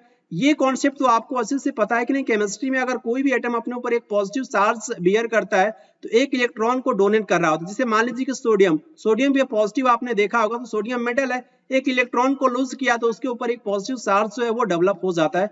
तो ठीक उसी प्रकार से जितने भी आपके इस SN या बोल सकते हैं स्टैनम टीन के पास इलेक्ट्रॉन है उसमें से 2 इलेक्ट्रॉन वो लूज कर चुका है। तो बेसिकली एक इंपॉर्टेंट पॉइंट मैं आपको बता दूं कि ये जो आपका न्यूट्रल जो आपका एटम जो होता है उसमें आपके नंबर ऑफ आपके प्रोटॉन जो आपके इक्वल होते हैं नंबर ऑफ इलेक्ट्रॉन के। क्लियर? तो ये बेसिकली यहाँ पे जो नंबर ऑफ प्रोटॉन जो होता है ना, नंबर ऑफ प्रोटॉन जो होते हैं यहाँ पे कॉन्सेप्ट को कोरिलेट कीजिएगा। नंबर ऑफ प्रोटॉन आपके इक्वल होते हैं एटॉमिक नंबर के, एटॉमिक नंबर के इक्वल होते हैं। तो इस कॉन्सेप्ट से आपको ये क्लियर हो गया कि जो नंबर ऑफ प्रोटॉन्स जो है एटॉमिक नंबर के इक्वल है, तो आपका एटॉमिक नंबर 50 है तो नंबर ऑफ प्रोटॉन भी 50 होगा, 50-50। और फिर इस कॉन्सेप्ट पे जाइए कि न्यूट्रल एटम हो आपका तो उसमें नंबर ऑफ इलेक्ट्रॉन भी कितने होंगे? नंबर ऑफ इलेक्ट्रॉन भी आपके 50 होंगे। लेकिन ये आपका न्यूट्रल बोल सकते हैं कि आपका ये जो है वो स्पीशीज नहीं है। SN पे 2 पॉजिटिव आपका बेयर है, तो इसके पास 50 इलेक्ट्रॉन तो था पहले, अगर Sn होता तो आप कहते हैं कि इसके पास 50 इलेक्ट्रॉन है, 50 इलेक्ट्रॉन है, लेकिन ये 2 इलेक्ट्रॉन ऑलरेडी लूज कर चुका है, तो इसमें से आप 2 इलेक्ट्रॉन को माइनस करेंगे तो नंबर ऑफ इलेक्ट्रॉन्स होगा इस पर्टिकुलर स्पीसीज में कितना देखने को मिलेगा, 48 इलेक्ट्रॉन। तो इलेक्ट्रॉन का नंबर आपको कैलकुलेट हो गया, कितना हुआ आपका 48। प्रोटॉन कितने देखने को मिलेंगे, तो प्रोटॉन्स होगा एटॉमिक नंबर के इक्वल तो 50 होगा। क्लियर, ये दोनों कॉन्सेप्ट क्लियर आ गया। तो यहाँ पे आप फोकस कीजिए, एक ही ऑप्शन में 48 इलेक्ट्रॉन दे रखा है, तो ऑप्शन तो आपका ये थर्ड ही करेक्ट होगा, लेकिन और यहाँ पे देखिए 50 प्रोटॉन भी है। अब मैं आपको बताऊं कि नंबर ऑफ न्यूट्रॉन आप कैसे कैलकुलेट करोगे। नंबर ऑफ न्यूट्रॉन को कैलकुलेट करने के लिए एक फॉर्मूला आपको याद रखना, A equal to P plus N। A क्या होता है आपका, ये मास नंबर होता है, P इज बेसिकली आपका जो है नंबर ऑफ प्रोटॉन होता है, और N बेसिकली आपका ये नंबर ऑफ न्यूट्रॉन होता है। तो इस इक्वेशन से आप निकाल सकते हो कि जो आपका A यहाँ पे दे रखा है, A की वैल्यू कितना है यहाँ पे 119 दे रखा है, और P की वैल्यू आपने कैलकुलेट किया 50, और ये नंबर ऑफ न्यूट्रॉन आपको कैलकुलेट करना है। तो आप माइनस करोगे तो आपको ये देखने को मिल जाएगा 119 माइनस 50 इक्वल टू कितना, 69। तो नंबर ऑफ न्यूट्रॉन कितना हुआ, नंबर ऑफ न्यूट्रॉन्स हुआ वो आपका 69 हुआ। तो इस तरीके से इसका आंसर आपका वो थर्ड जो है वो आपका करेक्ट हो जाएगा। ये क्वेश्चन आपको समझ में आया, थोड़ा सा भी डाउट है तो इस डाउट को अच्छे से क्लियर कर लीजिएगा। इस टाइप के क्वेश्चंस आपके एग्जाम्स में एसएससी सीजीएल के एग्जाम्स में पूछे जा चुके हैं, तो आपको ये पता होना चाहिए कैसे आपको नंबर ऑफ इलेक्ट्रॉन कैलकुलेट करना है, नंबर ऑफ प्रोटॉन कैसे कैलकुलेट करना है, उसके साथ साथ जो आपका जो मास नंबर भी आपसे पूछा जाता है, मास नंबर आप कैसे कैलकुलेट करोगे, ए की वैल्यू आप कैसे कैलकुलेट करोगे, ए की वैल्यू आप कैलकुलेट करोगे नंबर ऑफ प्रोटॉन और नंबर ऑफ न्यूट्रॉन को जब आप ऐड करते हैं तो आपका ये देखने को मिलता है ए बेसिकली आपका ये मास नंबर होता है। क्लियर, और यहाँ पे फोकस कीजिए, यहाँ पे और कॉन्सेप्ट की क्लैरिटी है। एक्स जो होता है यहाँ पे कोई आपका एलिमेंट है, बेसिकली ये रिप्रेजेंट कर रहा है आपका ये मास नंबर, ये मास नंबर बेसिकली आपका जेड क्या है, तो Z को बेसिकली आप एटॉमिक नंबर भी कह सकते हैं, और एटॉमिक नंबर बेसिकली आपका इक्वल होता है नंबर ऑफ प्रोटॉन के। ये भी कॉन्सेप्ट आपको याद रखना है। तो इस तरीके से आप A equal to Z plus N भी लिख सकते हो, और A equal to P plus N भी लिख सकते हो, कोई भी दोनों अपने आप में ये करेक्ट है। क्लियर, तो ये इंपॉर्टेंट फॉर्मूला भी आपको याद रखना है। नेक्स्ट क्वेश्चन की तरफ मूव करेंगे। नेक्स्ट क्वेश्चन आपसे पूछा गया था बेसिकली, ये इसको भी मैं एनसीईआरटी बेस्ड की कैटेगरी में रख रहा हूँ। क्लियर, तो ये इस कॉन्सेप्ट से आप बहुत कुछ सीखेंगे। बोल सकते हैं कि सेल ऑर्गेनेल से कोशिकांग से जो क्वेश्चंस आते हैं ना आपके एसएससी सीजीएल के एग्जाम्स में, आपको कॉन्सेप्ट की क्लैरिटी आएगी, और मैं इस क्वेश्चन को काफी डिटेल में मैं डिस्कस भी करूंगा, तो आपके एक एक कॉन्सेप्ट की क्लैरिटी आएगी। तो कॉलम फर्स्ट में बोल सकते हैं कि आपके सेल ऑर्गेनेल्स हैं, lysosomes, mitochondria, cell wall, ribosomes and vacuoles. ये आपकी क्या है, तो बोल सकते हैं कि आपके ये सेल ऑर्गेनेल कोशिकांग है। और कॉलम सेकेंड में जो है बोल सकते हैं कि इसके फंक्शन दे रखे हैं, power house of the cell that stores and release energy, store nutrients and water, digestive bags which fight against infection inside the cell, helps in protein synthesis and providing a protection and rigidity to the cell। तो यहाँ पे आपको ये बहुत अच्छे से पता है कि माइटोकॉन्ड्रिया को हम power house of the cell कहते हैं। बी की मैचिंग तो फटाक से आप फर्स्ट के साथ कर दोगे, तो बी की मैचिंग आप फर्स्ट के साथ करोगे, ये इनकरेक्ट हो गया, ये इनकरेक्ट हो गया, आपका दो बचा, सेकंड एंड थर्ड आपका करेक्ट हो सकता है। उसके बाद से ये राइबोसोम्स को फैक्ट्री ऑफ द प्रोटीन कहा जाता है, तो ये basically help in the protein synthesis, तो ये बेसिकली आपका डी का क्या हो जाएगा, डी का आपका ये 4 हो जाएगा। तो यहाँ पे देखिए डी का 4, और ये डी का 4 बोल सकते हैं कि केवल और केवल आपको सेकेंड में नजर आ रहा है, और ये आपका ऑप्शन यही आपका क्या हो सकता है कि आपका ये करेक्ट हो जाएगा। फिर से आप चेक कीजिए कि जो आपका लाइसोसोम से होता है ना बेसिकली, इसे हम बोल सकते हैं कि suicidal bag of the cell कहते हैं, और ये डाइजेस्टिव बैग्स जिसमें बोल सकते हैं कि fight against infections inside the cell. तो ये बेसिकली इसके साथ आप मैच करोगे, एक का मैचिंग आप किसके साथ करोगे, थर्ड, बी आपका फर्स्ट था। और ये सी के बारे में बात करें तो सी आपका सेल वॉल कोशिका भित्ति जो होता है वो प्लांट सेल में हमें देखने को मिलता है, और ये बेसिकली क्या करता है कि ये बेसिकली आपका ये प्रोटेक्शन प्रोवाइड करता है, और ये सेल को जो है वो रिजिडिटी प्रोवाइड करता है, सेल को बोल सकते हैं कि ये रक्षा आवरण की तरह काम करता है आपका ये सेल वॉल। तो आप मैच करोगे किसका जो है ये सेल वॉल का, सेल वॉल आपका जो है सी की मैचिंग किसके साथ करोगे, 5 के साथ करोगे। उसके साथ साथ एक ही बचा आपका वैक्यूल्स, तो वैक्यूल्स आप इसकी मैचिंग करोगे, ई का जो है वो basically store nutrients and water, ये आपका मैचिंग हो जाएगा, ई का जो है वो सेकंड। इस तरीके से आप इस पर्टिकुलर थोड़ा सा डिफिकल्ट क्वेश्चन था, मेंस लेवल का क्वेश्चन था, आपके एग्जाम्स में इस टाइप से क्वेश्चंस पूछा जा सकता है, तो इसके लिए आप बिल्कुल रेडी रहेंगे। माइटोकॉन्ड्रिया से रिलेटेड आपको इंपॉर्टेंट पॉइंट याद रखना है जो आपके एग्जाम्स के लिए बेहद ही इंपॉर्टेंट है। फर्स्ट पॉइंट है आपका ये power house of the cell कहते हैं, ये तो बहुत इंपॉर्टेंट है। और माइटोकॉन्ड्रिया के पास बेसिकली इसमें दो मेम्ब्रेन की कवरिंग देखने को मिलता है, आउटर एंड इनर मेम्ब्रेन। तो आउटर मेम्ब्रेन देखिए ये बेसिकली आपको ये बाहर की तरफ देखने को मिलेगा, ये बेसिकली आपका ये पोरस होता है। और इनर मेम्ब्रेन कैसा होता है, इसमें जो है ये फोल्ड देखने को मिलता है इनर मेम्ब्रेन में। और ये जो आपका ये जो फोल्ड जो होता है ना बेसिकली इंक्रीज कर देता है जो आपका सरफेस एरिया होता है एटीपी जनरेटिव केमिकल रिएक्शन में। तो ये जो आपके एटीपी क्या होता है, एटीपी आपका एडिनोसिन ट्राइफॉस्फेट होता है। इसे हम किसके नाम से जानते हैं, इसे हम बेसिकली कहते हैं करेंसी ऑफ एनर्जी। और उसके साथ साथ जो आपके एटीपी 38 एटीपी आपके प्रोड्यूस होते हैं during the process of respiration.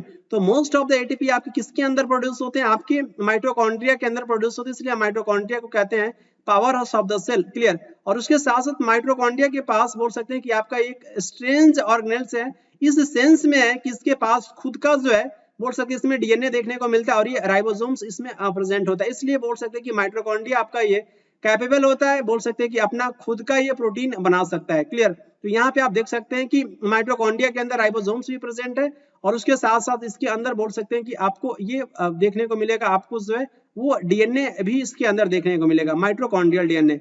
तो ये कुछ इंपॉर्टेंट पॉइंट है और आपके एग्जाम से पूछा जाता है कि किस सेल ऑर्गेनेल्स में आपके जो है वो प्रेजेंट होते हैं आपके डीएनए एंड राइबोसोम्स। तो डीएनए आपको और भी सेल ऑर्गेनेल्स जैसे कि क्लोरोप्लास्ट में भी आपको ये देखने को मिलते हैं, उसके राइबोसोम्स एंड डीएनए। तो ये भी इंपॉर्टेंट फैक्ट आपको याद रखना है। नेक्स्ट आपको याद रखना है लाइसोसोम से रिलेटेड कुछ इंपॉर्टेंट पॉइंट। लाइसोसोम्स बेसिकली आपका ये जो होता है मेम्ब्रेन बाउंड आपका ये सेक्स होता है और ये आपका डाइजेस्टिव एंजाइम से ये भरा होता है। और ये जो एंजाइम से होते हैं किससे मिलकर के बने होते हैं, तो RER से मिलकर के बने होते हैं। RER means what, rough endoplasmic reticulum. Clear. तो ये इंपॉर्टेंट पॉइंट आपको याद रखना है, RER से मिलकर के बने होते हैं। लाइसोसोम से होते हैं बोल सकते हैं कि एक प्रकार होता है वेस्ट डिस्पोजल सिस्टम सेल के अंदर और ये आपका हेल्प करता है जो भी आपके सेल को क्लीन करने में, जो भी आपके डाइजेस्टिंग, जो भी मान लीजिए कोई भी आपका फॉरेन मटेरियल सेल के अंदर जो है एंट्री किया, जैसे कि इट में भी आपका क्या हो सकता है बैक्टीरिया या फिर बोल सकते हैं कि कोई आपका फूड भी हो गया या फिर कोई ओल्ड ऑर्गेनेल्स हो गया। क्लियर। तो ये बेसिकली जो है इसको जो है वो ब्रेक डाउन किया जाता है किसके द्वारा, तो लाइसोसोम के द्वारा। क्लियर। ये इंपॉर्टेंट पॉइंट आपको याद रखना है। उसके साथ साथ लाइसोसोम से होता है आपका इस पर्टिकुलर काम के लिए भी वो एबल होता है कि इसमें पावरफुल डाइजेस्टिव एंजाइम्स देखने को मिलता है। इसी की वजह से वो क्या करता है कि उन सारे जो भी आपके बैक्टीरिया या फिर कोई आपके फॉरेन पार्टिकल्स इंटर करता है तो उसको ये डाइजेस्ट करने का काम करता है, ब्रेक डाउन करने का काम करता है सारे के सारे ऑर्गेनिक मटेरियल को। और ये जब डिस्टर्बेंस देखने को मिलता है सेलुलर मेटाबॉलिज्म में, फॉर एग्जांपल ये क्या होता है कि जब ये आपका सेल जब आपका डैमेज होता है तो लाइसोसोम्स उस कंडीशन में क्या होता है खुद ये आपका ये बर्स्ट हो जाता है, फट जाता है और ये एंजाइम जो है उसका ये डाइजेस्ट कर लेता है अपने ही सेल को। और ये कह सकते हैं कि लाइसोसोम्स को इसीलिए क्या कहा जाता है, suicide bags of a cell कहा जाता है। और ये क्वेश्चन आपके एग्जाम्स में कई बार पूछा जा चुका है। और यहाँ पे देखिए लाइसोसोम्स का स्ट्रक्चर, ये लिपिड लेयर देखने को मिलता है, मेम्ब्रेन यहाँ पे देख सकते हैं और ये हाइड्रोलिटिक एंजाइम मिक्सचर इसमें प्रेजेंट होता है लाइसोसोम के अंदर। और ये पूछा जाता है कि कौन सा एंजाइम इसमें प्रेजेंट होता है, तो उसका आंसर होगा हाइड्रोलिटिक एंजाइम इसमें प्रेजेंट होता है। और यहाँ पे देख सकते हैं ग्लाइकोसाइलेटेड मेम्ब्रेन, ये आपका ये ट्रांसपोर्ट आपका ये प्रोटीन होता है। क्लियर। सेल वॉल से रिलेटेड आप इंपॉर्टेंट पॉइंट पे फोकस कीजिए क्योंकि ये भी आपके क्वेश्चंस में पॉइंट थे सेल वॉल। तो सेल वॉल सबसे पहले याद रखना है कि आपको ये प्लांट सेल में नजर आते हैं और ये बैक्टीरिया को बेसिकली हम प्लांट की कैटेगरी में रखते हैं due to the presence of cell wall. तो बैक्टीरिया में सेल वॉल हमें देखने को मिलता है। क्लियर। ये जो आपके प्लांट सेल में जो आपका ये रिजिड आउटर कवरिंग देखने को मिलता है जिसे हम सेल वॉल के नाम से जानते हैं। और सेल वॉल के अंदर आपको देखने को मिलेगा प्लाज्मा मेम्ब्रेन। और ये सेल वॉल जो होगा बेसिकली सेल वॉल जो होता है आउटर कवरिंग होता है प्लांट सेल में, उसके अंदर आपको प्लाज्मा मेम्ब्रेन देखने को मिलेगा। लेकिन एनिमल सेल में आपका फर्स्ट लेयर जो होता है वो आपका प्लाज्मा मेम्ब्रेन होता है। प्लाज्मा मेम्ब्रेन को हम साइटोप्लाज्मिक मेम्ब्रेन के भी नाम से जानते हैं और इसे हम सेल मेम्ब्रेन के भी नाम से जानते हैं प्लाज्मा मेम्ब्रेन को। और ये मोस्टली बेसिकली आपका लिपिड एंड प्रोटीन से मिलकर के बना होता है प्लाज्मा मेम्ब्रेन।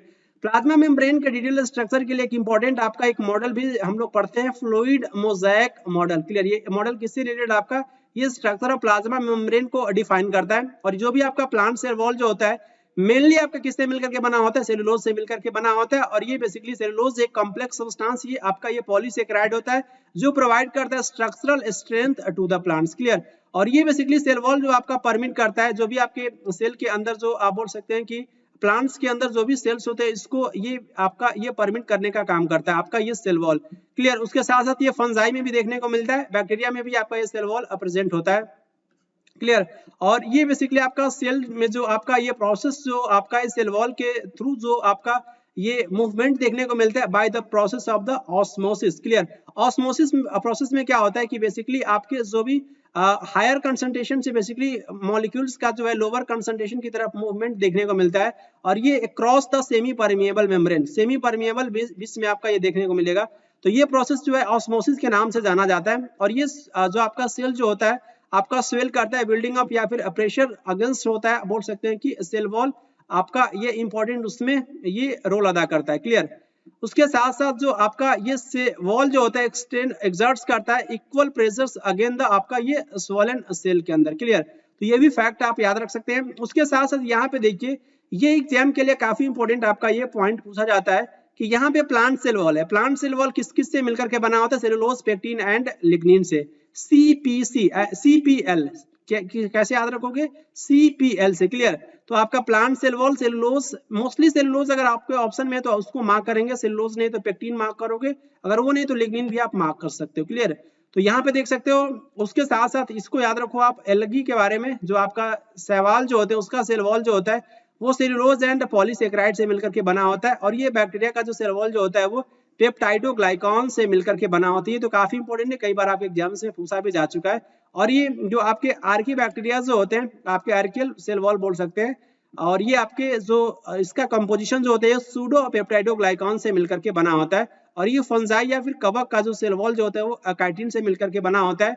उसके साथ साथ जो काइटिन जो होता है ना, जो आपके फाइलम आर्थ्रोपोडा के जो ऑर्गेनिज्म जो होते हैं उसका जो एक्सोस्केलेटन जो होता है बाह्य कंकाल जो होता है वो काइटिन से मिलकर के बना होता है। ये भी आपका ये पॉलीसेकेराइड होता है।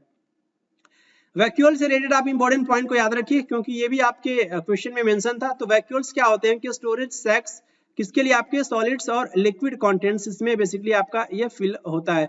और ये वैक्यूल्स के बारे में इंपॉर्टेंट पॉइंट ये आपको याद रखना है कि प्लांट के सेल में बेसिकली आपका एक ही वैक्यूल देखने को मिलता है और इसका साइज बड़ा होता है। क्लियर। और ये एनिमल सेल में आपका नंबर ऑफ जो आपके वैक्यूल्स होते हैं बहुत ज्यादा होते हैं लेकिन इसका साइज जो होता है बहुत छोटे छोटे साइज के देखने को मिलते हैं आपके वैक्यूल्स एनिमल सेल के अंदर। क्लियर। ये भी फैक्ट आपको याद रखना है। 50 to 90% of the cell volume basically ये आपका ये ऑक्युपाई करता है प्लांट सेल के अंदर, ये आपका ये वैक्यूल।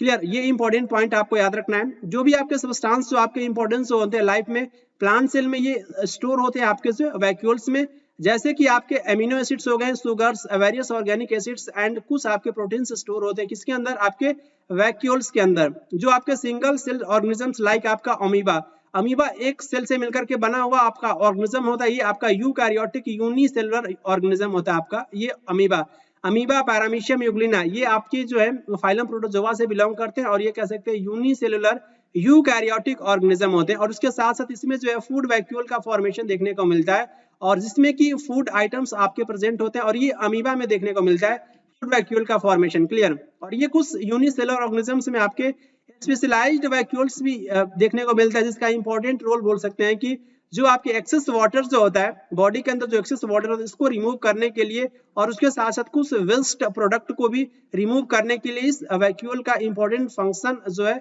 आप बोल सकते हैं। यहाँ पे देखिए क्वेश्चन पूछा जाता है कि वैक्यूल के बाहर की तरफ जो आपका लेयर जो होता है ना उसे हम किसके नाम से जानते हैं, तो टोनोप्लास्ट के नाम से जानते हैं। ये क्वेश्चंस कई बार पूछा जा चुका है तो इसको आप मार्क करेंगे। वैक्यूल का जो आपका ये जो कवरिंग जो होता है उसे हम टोनोप्लास्ट के नाम से जानते हैं।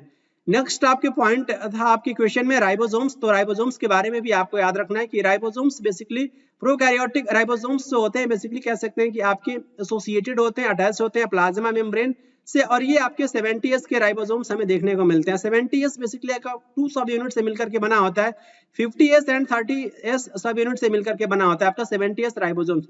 लेकिन आपका जो सेकेंड टाइप का राइबोसोम्स होता है 80S राइबोसोम्स बेसिकली आपका ये यूकैरियोटिक सेल में देखने को मिलता है और ये बेसिकली आपका 60S और ये बोल सकते हैं कि 40S सब यूनिट से मिलकर के बना होता है आपका ये 80S राइबोसोम्स। उसके साथ साथ आपको याद रखना है कि जो भी आपके ये जो राइबोसोम्स होते हैं आपके प्रोटीन सिंथेसिस के आपके ये साइट होते हैं। एक इंपॉर्टेंट पॉइंट मैं बता दूं, डीएनए से आपका mRNA का बनना, ये क्वेश्चन कई बार पूछा जा चुका है। डीएनए से एमआरएनए का बनना ये किस नाम से जाना जाता है? तो बेसिकली कहा जाता है ट्रांसक्रिप्शन। क्या कहा जाता है? ट्रांसक्रिप्शन। और ये एमआरएनए से बेसिकली आपका ये प्रोटीन का फॉर्मेशन बनना क्या कहलाता है? तो ट्रांसलेशन कहलाता है। क्या कहलाता है? ट्रांसलेशन कहलाता है। तो और डीएनए से डीएनए क्या कहलाता है? डीएनए से डीएनए का बेसिकली जो है रेप्लिकेशन देखने को मिलता है। तो ये बेसिकली आपको ये क्लियर होना चाहिए, ट्रांसक्रिप्शन किसे कहते हैं? DNA to mRNA. क्लियर। और ये आपका एमआरएनए टू प्रोटीन आपका ट्रांसलेशन, और ये डीएनए टू डीएनए ये बेसिकली आपका जो है ये क्या कहलाता है? तो ये बेसिकली आपका जो है रेप्लिकेशन कहलाता है। इंपॉर्टेंट पॉइंट है, आपको याद रखना है। कुछ जो आपके सेवरल राइबोसोम्स बोल सकते हैं कि जो आपके अटैच होते हैं सिंगल एमआरएनए से, और ये किसका फॉर्मेशन करते हैं? एक सैन का, जिसे हम पॉलीराइबोसोम्स या फिर पॉलीजोम के नाम से जानते हैं। और ये क्वेश्चन आपके सीजीएल 2022 प्रीलिम्स के एग्जाम्स में पूछा जा चुका है। पॉलीराइबोसोम्स या फिर पॉलीजोम से रिलेटेड सीधा सीधा आपके यही स्टेटमेंट से क्वेश्चन बना था आपके एग्जाम्स में। कुछ आपके राइबोसोम्स बेसिकली आपके अटैच होते हैं और ये सिंगल एमआरएनए और ये फॉर्म करते हैं एक चैन। उस चैन को हम पॉलीराइबोसोम्स या फिर पॉलीजोम के नाम से जानते हैं। यही क्वेश्चन आपसे पूछा गया था। क्लियर। जो भी आपके राइबोसोम्स होते हैं पॉलीजोम आपके ये ट्रांसलेट करते हैं, और ये कह सकते हैं translate the mRNA into proteins. Clear. तो ये कुछ इंपॉर्टेंट पॉइंट्स थे राइबोसोम से रिलेटेड जहां से आपके एग्जाम से क्वेश्चंस पूछा जा सकता है। नेक्स्ट क्वेश्चन आपको बताना था बेसिकली आपका एसएससी सीजीएल प्री 2022 में एक क्वेश्चन पूछा जा चुका है। डार्क कलर्ड जो आपका एमॉर्फस सब्सटेंस होता है आपका हाईली रेजिस्टेंस होता है माइक्रोबियल एक्शन, और उसके साथ साथ ये decomposition at extremely slow rate, उसमें स्लो रेट से बेसिकली जो है डिकम्पोजिशन देखने को मिलता है। बहुत बोल सकते हैं कि slow rate, extremely slow rate. तो ये बेसिकली आपका ये जो डार्क कलर्ड आपका एमॉर्फस सब्सटेंस आपका कौन सा होता है? काइटिन, ह्यूमस, कैरोटिनॉइड्स या फिर कोलॉइड्स। तो आप यहाँ पे फोकस कीजिए, एमॉर्फस सब्सटेंस की बात किया जा रहा है और डार्क कलर की बात किया जा रहा है। तो काइटिन तो नहीं होगा, काइटिन तभी मैं पॉलीसेक्राइड इसके बारे में मैं डिस्कस किया हूँ। फंजाई का सेल वॉल इससे मिलकर के बना होता है काइटिन से, यही नहीं होगा। और ये कैरोटिनॉइड्स तो पिगमेंट होता है। कोलॉइड्स क्या होता है? कोलॉइड्स तो कोलॉइड्स बेसिकली आपका जैसे कि मैं कहूँ कि ये आपका जो ब्लड जो होता है वो आपका कोलॉइडल सॉल्यूशन होता है। मिल्क भी कोलॉइडल सॉल्यूशन होता है। क्लियर। तो ये भी नहीं होगा। यहाँ पे आपका आंसर हो जाएगा ह्यूमस। ये बेसिकली आपका डार्क कलर्ड एमॉर्फस सब्सटेंस होता है। इसका आंसर आपका ये ह्यूमस हो जाएगा। यहाँ पे फोकस कीजिए। अगर आप बुक रीड करना चाहते हैं तो ये सीधा सीधा पॉइंट आपके बोल सकते हैं कि एनसीईआरटी की जो बुक है क्लास 12 के इकोसिस्टम चैप्टर में आपको ये देखने को मिल जाएगा। ये सीधा सीधा सा पॉइंट यहाँ पे दे रखा है कि जो आपका dark coloured amorphous substances called humus that is highly resistant to microbial action and undergoes decomposition at an extremely slow rate, और उस पर्टिकुलर एमॉर्फस सब्सटेंस को हम ह्यूमस के नाम से जानते हैं। अगर आपके पास टाइम लग रहा है कि मैं रीड कर सकता हूं, यहाँ से क्वेश्चंस पूछे गए इकोसिस्टम चैप्टर से। क्लियर। तो आप इनको रीड कर सकते हैं, वरना आने वाले वीडियोस में मैं इसके पॉइंट्स में आपके साथ डिस्कस ही करूंगा। यहाँ पे देखिए काइटिन से रिलेटेड आपको याद रखना है कि बेसिकली आपका ये पॉलीसेक्राइड होता है, एक्सोस्केलेटन, आर्थ्रोपोड्स, और ये फंजाई का बेसिकली सेल वॉल इससे मिलकर के बना होता है। ह्यूमस के बारे में याद रख सकते हैं, डार्क कलर्ड एमॉर्फस सब्सटेंस होता है, और ये बेसिकली आपका कैरोटिनॉइड्स होता है, आपका पिगमेंट्स होता है। प्लांट एल्गे फोटोसिंथेटिक बैक्टीरिया में देखने को मिलता है, और ये बेसिकली आपका ये पिगमेंट्स प्रोड्यूस करता है bright yellow, red and orange colour in plants, vegetables and fruits में। बहुत इंपॉर्टेंट आपका ये पिगमेंट होता है कैरोटिनॉइड्स। नेक्स्ट आपको याद रखना है कोलॉइडल सॉल्यूशन। इससे भी आपके ऑप्शन में मेंशन थे, क्वेश्चंस पूछे जाते हैं कोलॉइडल सॉल्यूशन से रिलेटेड। क्लियर। तो ये जो बेसिकली आपका ये पार्टिकल जो होता है कोलॉइड के, जो आपके यूनिफॉर्मली आपके स्प्रेड होते हैं थ्रू आउट द सॉल्यूशन। जैसे कि आपने मिल्क में देखा होगा, मिल्क एक इंपॉर्टेंट आपका एग्जाम्पल है कोलॉइडल सॉल्यूशन का। और ये बोल सकते हैं कि इसका साइज बहुत ही छोटा होता है, और ये बोल सकते हैं जब हम कंपेयर करते हैं सस्पेंशन से तो बेसिकली, और ये मिक्सचर अपीयर आपका ये होमोजीनस आपका ये अपीयर होता है, लेकिन एक्चुअली में ये लगता तो है आपका होमोजीनस है, ये समांगी मिश्रण लगता तो है कोलॉइडल सॉल्यूशन, लेकिन एक्चुअली में कोलॉइडल सॉल्यूशन कैसा होता है? तो हेट्रोजीनस मिक्सचर होता है। ये बहुत इंपॉर्टेंट फैक्ट है आपके एग्जाम्स में, इससे क्वेश्चन पूछे जा चुके हैं कि कोलॉइडल सॉल्यूशन आपका कैसा होता है, आपका ये होमोजीनस मिक्सचर होता है या फिर हेट्रोजीनस। याद रखिए बेसिकली आपका ये हेट्रोजीनस मिक्सचर होता है। फॉर एग्जांपल मिल्क जो है आपको देखने में होमोजीनस लग रहा होगा, लेकिन इसकी आपका हेट्रोजीनस मिक्सचर होता है। क्लियर। तो ये इंपॉर्टेंट पॉइंट याद रखिएगा। स्मॉल साइज होता है कोलॉइडल पार्टिकल्स का, उसको हम नहीं देख सकते क्योंकि उसकी साइज बोल सकते हैं कि जो है नेकेड आई से नहीं देख सकते, उसका साइज बहुत ही छोटा होता है। और ये पार्टिकल्स जो बेसिकली इसमें एक इंपॉर्टेंट फेनोमेना देखने को मिलता है, Tyndall effect. Clear. Tyndall effect की फेनोमेना डायरेक्टली क्वेश्चन पूछा जाता है कि सॉल्यूशन में देखने को मिलता है, तो आंसर होगा कोलॉइडल सॉल्यूशन में। जब हम बेसिकली जो है लाइट को जो है बेसिकली उस पर फोकस करते हैं कोलॉइडल सॉल्यूशन में, तो scattering of beam of light हमें देखने को मिलता है। क्लियर, इसी इफेक्ट को बेसिकली हम टिंडल इफेक्ट के नाम से जानते हैं, और ये पर्टिकुलर बोल सकते हैं कि टिंडल नाम के साइंटिस्ट के द्वारा इस पर्टिकुलर इफेक्ट को देखा गया था। तो इनकी डिस्कवरी के नेम के बेस पे, साइंटिस्ट के नेम के बेस पे इस पर्टिकुलर इफेक्ट को हम टिंडल इफेक्ट के नाम से जानते हैं। क्लियर, यहाँ पे फोकस कीजिए, एग्जांपल ऑफ क्लोराइड से क्वेश्चन आपके एग्जाम से पूछा जाता है, तो बहुत ही इंपॉर्टेंट आपका ये टेबल है।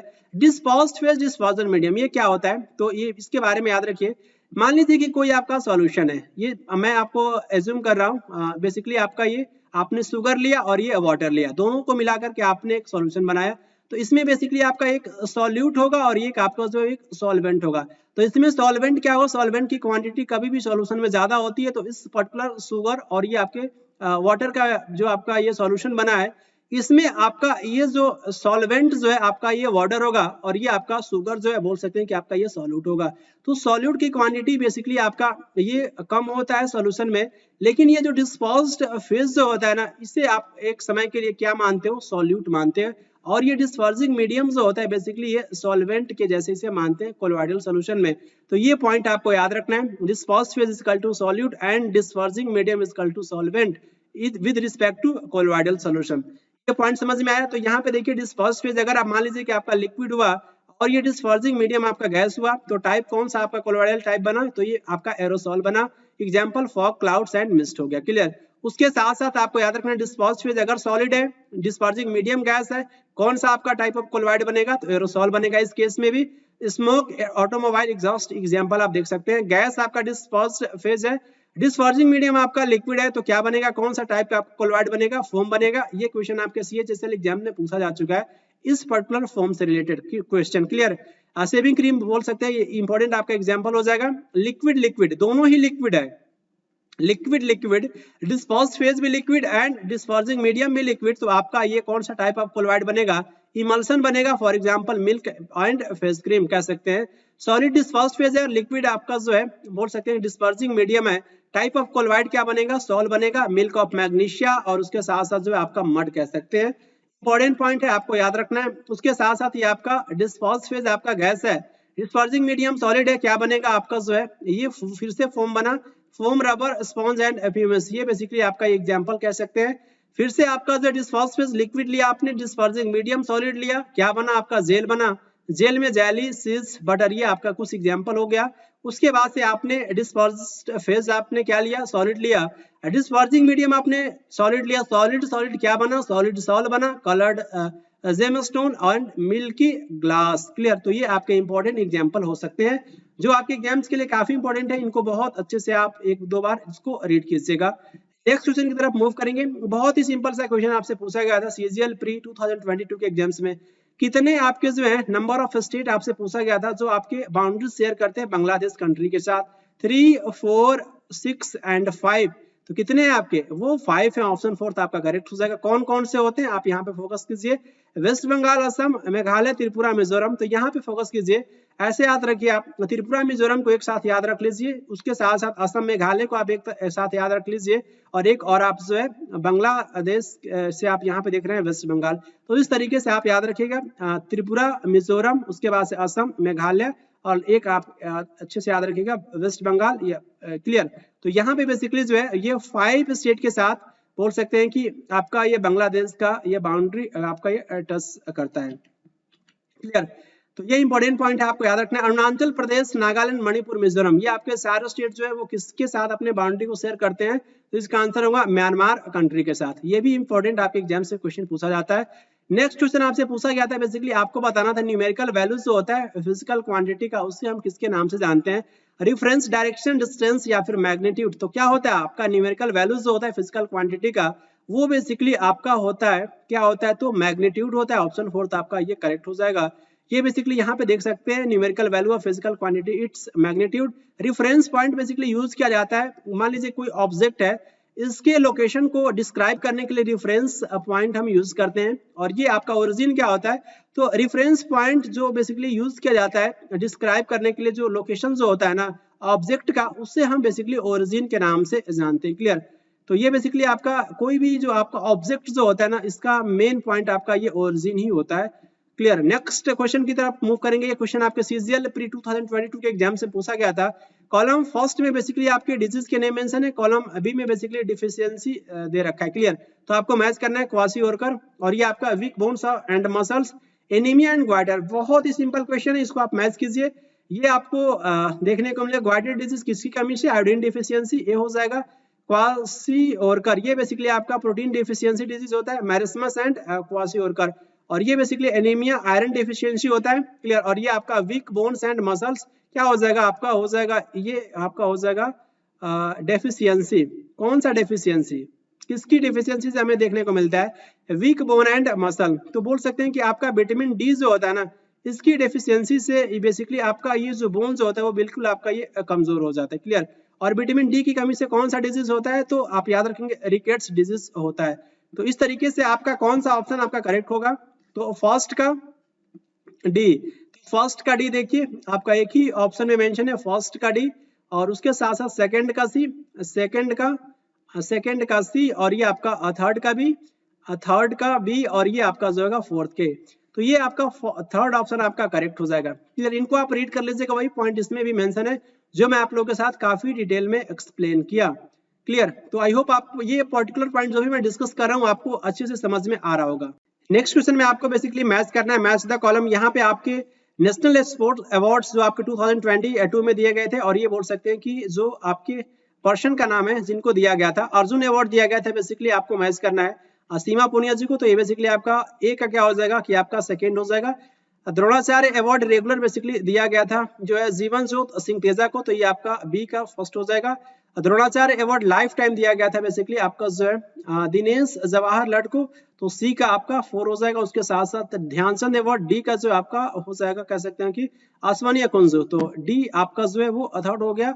इसलिए इसका आंसर क्या हो जाएगा, ए का सेकंड, बी का फर्स्ट, सी का 4 एंड डी का 3। तो ऑप्शन फोर्थ आपका करेक्ट हो जाएगा। सीजीएल मेंस 2022 के एग्जाम से क्वेश्चन पूछा गया है। तो बेसिकली आपके जो करंट अफेयर से क्वेश्चन था, लेकिन आपको याद रखना है कि सीजीएल की एग्जाम्स में आपके करंट अफेयर्स काफी लेटेस्ट नहीं पूछे जा रहे हैं, आजकल का जो ट्रेंड चल रहा है। तो आप ये क्वेश्चंस को एज इट इज से याद रखेंगे, क्योंकि हो सकता है कि आपके एग्जाम्स में कहीं रिपीट हो जाए। तो प्रीवियस ईयर क्वेश्चन से आपको बहुत अच्छे से इसको फोकस करना है। नेक्स्ट क्वेश्चन आपके सीजीएल मेंस 2022 के एग्जाम्स में ही पूछा गया था। बेसिकली इसमें से आपको करेक्ट स्टेटमेंट आपको चूज करना है। अटल पेंशन योजना में एपीवाई योजना आप कह सकते हैं कि जो आपका ये इसमें कुछ चेंजेस किया गया था 2022 में। तो ये बेसिकली स्टेटमेंट फर्स्ट है। According to new criteria basically कोई भी सिटीजन जो आपका इनकम टैक्स पेयर है वो बेसिकली आपका एलिजिबल नहीं है अटल पेंशन योजना के लिए। ये बेसिकली किसके बाद, 1 अक्टूबर 2022 के बाद। सेकेंड स्टेटमेंट मेंशन है जो भी आपके सब्सक्राइबर हैं उनको बेसिकली मिनिमम बोल सकते हैं कि मंथली पेंशन मिलेगा 1000 या फिर 2000, 3000 या फिर 4000 या फिर 5000 at the age of 18 years. 18 years complete हो जाने के बाद से। और ये न्यू रूल्स के अकॉर्डिंग जो भी सब्सक्राइबर है ये बेसिकली कंट्रीब्यूशंस उनका वो कर सकते हैं एपीवाई में मंथली बेसिस पे, केवल मंथली बेसिस पे। क्लियर। तो ये बेसिकली जो है कौन सा आपका स्टेटमेंट जो है वो आपका ऐड किया गया था, बेसिकली कह सकते हैं कि जो है अटल पेंशन योजना में 2022 में। क्लियर। तो ये बेसिकली ऑप्शन ये आपका फर्स्ट जो है अकॉर्डिंग टू न्यू क्राइटेरिया जो आपके इनकम टैक्स पेयर जो आपके एलिजिबल नहीं है अटल पेंशन योजना के लिए, ये आपके कब से जो है 1 अक्टूबर 2022 से। तो ऑप्शन ये फर्स्ट आपका करेक्ट है। तो ये बेसिकली आंसर क्या हो जाएगा, आंसर आपका जो केवल और केवल A1 नहीं होगा। क्लियर। तो ऑप्शन फोर्थ आपका करेक्ट हो जाएगा। यहाँ फोकस कीजिए, ये आपका 9 मई 2023 के दिन बेसिकली आपका ये 8 ईयर्स कंप्लीट हो गई इस पर्टिकुलर योजना को, अटल पेंशन योजना को। मई 9 बोल सकते हैं कि 2015 में इस पर्टिकुलर स्कीम को लॉन्च किया गया था, और ये ऑपरेशनलाइज किया गया था 1 जून 2015 को। और ये इसको एडमिनिस्टर कौन करता है, तो PFIDA pension fund regulatory and development authority. और उसके साथ साथ जो है ओवरऑल एडमिनिस्ट्रेटिव अंडर बोल कह सकते हैं कि जो है आपका NPS जो आपका नेशनल पेंशन सिस्टम। क्लियर। इसके अंदर होता है। और ये आपको इंपॉर्टेंट यहाँ पे देख सकते हैं, कोई भी आपके सिटीजन्स जिनका जो बोल सकते हैं कि एज वो इस पर्टिकुलर ग्रुप के पर्सन है 18 to 40 ईयर्स, तो ये बेसिकली इस पर्टिकुलर जो है इस योजना के लिए वो एप्लीकेबल है। लेकिन यहाँ पे इंपॉर्टेंट पॉइंट मेंशन है कि not an income tax payer, वो आपके इनकम टैक्स पेयर नहीं होना चाहिए उनको, क्लियर। वो इनकम टैक्स अगर पे करते होंगे तो बेसिकली इस पर्टिकुलर अटल पेंशन योजना के लिए वो आप क्या हो जाएंगे, इनएलिजिबल हो जाएंगे, क्लियर। तो ये बेसिकली आपको ध्यान रखना है। और ये पॉइंट्स तो पहले ही मेंशन था, बेसिकली 1000, 2000, 3000, 4000 एंड 5000 पर मंथ, तो ये तो पहले ही था आपके पॉइंट में। तो ये बेसिकली एक पर्टिकुलर पॉइंट पे फोकस करेंगे जो आपके एग्जाम से क्वेश्चंस पूछा गया था। आप बोल सकते हैं कि ये वाला स्टेटमेंट आपका ऐड किया गया था 2022 में, क्लियर। तो नेक्स्ट क्वेश्चन की तरफ मूव करेंगे। नेक्स्ट क्वेश्चन आपसे पूछा गया था 1962 में, बेसिकली किस पर्टिकुलर साइंटिस्ट या फिर पर्सन के द्वारा बोल सकते हैं कि पब्लिश किया गया था, जो history of the ocean basins, जो आपका आउटलाइन बोल सकते हैं थ्योरी, जो आपका how tectonic plates could move later called, इसे बेसिकली कहा गया बाद में चल करके जो है सी फ्लोर स्प्रेडिंग, क्लियर। तो ये बेसिकली आपके ये जियोलॉजिस्ट थे, ये पर्टिकुलर पर्सन आपके जियोलॉजिस्ट थे। तो ये कौन से पर्सन थे, तो ये पर्सन थे आपके हैरी हेमंड हेस। ऑप्शन 4 आपका करेक्ट हो जाएगा। यहाँ पे देखिए हैरी हेमंड हॉस जी को, ये आपके बेसिकली अमेरिकन जियोलॉजिस्ट थे, क्लियर। तो ये इनका बोल सकते हैं कि बेस्ट नोन इनका थ्योरी है सी फ्लोर स्प्रेडिंग, तो इनका नाम फेमस है कह सकते हैं इस पर्टिकुलर थ्योरी को लेकर के। नेक्स्ट क्वेश्चन आपसे पूछा गया था match the column CGL mains 2022 के एग्जाम से, काफी इंपॉर्टेंट क्वेश्चन पूछा गया था। बोल सकते हैं कि मिनरल्स और यहाँ पे रिजर्व रीजन आपका दे रखा है, कॉलम बी में मैच करना था आपको, bauxite, mica, coal and copper. तो ये बेसिकली बॉक्साइट ये बेसिकली आपका एल्युमिनियम का और होता है, और ये एल्युमिनियम जिसका एटॉमिक नंबर 13 होता है। तो ये बेसिकली आपको ये देखने को मिलेगा लोहरदगा में। और ये माइका, माइका कहाँ पे देखने को मिलेगा, तो माइका आपको देखने को मिलेगा भिलवाड़ा राजस्थान में। और ये कोल तो बहुत ही सिंपल है, सी का 4 कर दो वैसे झरिया, कोयले के लिए बहुत ही फेमस आपका ये प्लेस है झरिया। और ये कॉपर आप मैच करोगे झुंझुनू राजस्थान में देखने को मिलेगा।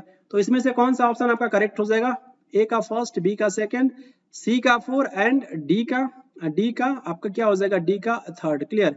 तो डी का थर्ड, तो ऑप्शन आपका सेकंड आपका जो है 2 आपका करेक्ट हो जाएगा।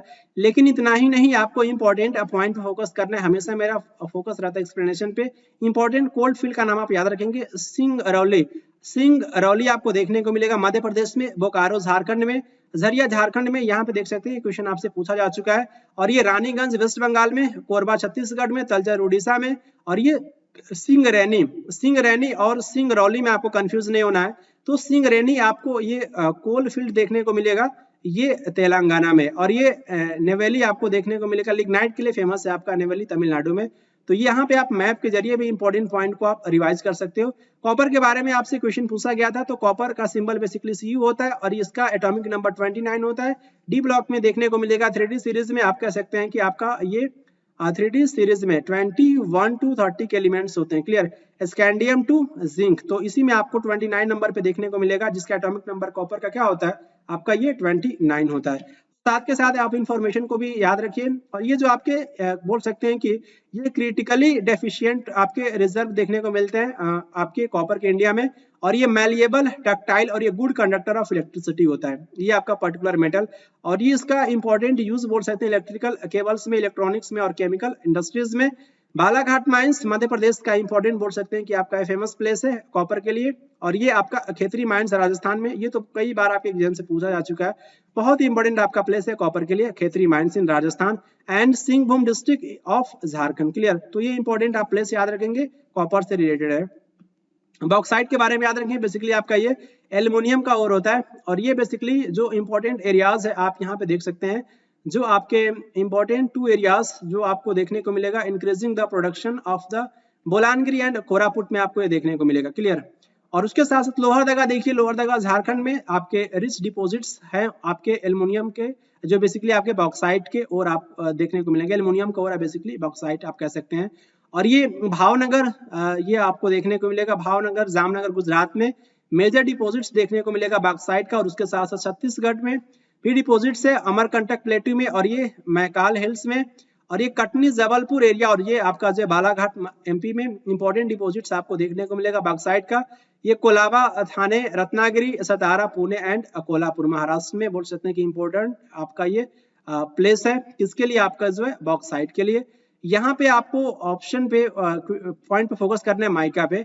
तो माइका में बेसिकली आपके ऑप्शन में था, इसलिए मैं आपको ये बता रहा हूँ, क्लियर। तो माइका से रिलेटेड आपको इंपॉर्टेंट बोल सकते हैं कि प्लेस याद रखना है, गया, हजारीबाग, ये आपको दोनों देखने को मिलेगा। हजारीबाग तो आपको झारखंड में देखने को मिलेगा, गया बिहार में, और ये अजमेर, और ये आप कह सकते हैं कि आपका जो है नेक्स्ट आपका जो है बेवार, और ये टोंक, ये भिलवाड़ा। भिलवाड़ा आपके ऑप्शन में था जो पूछा गया था आपके एग्जाम से, उदयपुर, डूंगरपुर, और ये आपका बांसवाड़ा, और ये आपका जो है नेल्लौर। यहाँ पे देख सकते हैं नेल्लौर आपका जो है माइका बेल्ट है, बेसिकली आपका जो है आंध्र प्रदेश में देखने को मिलेगा।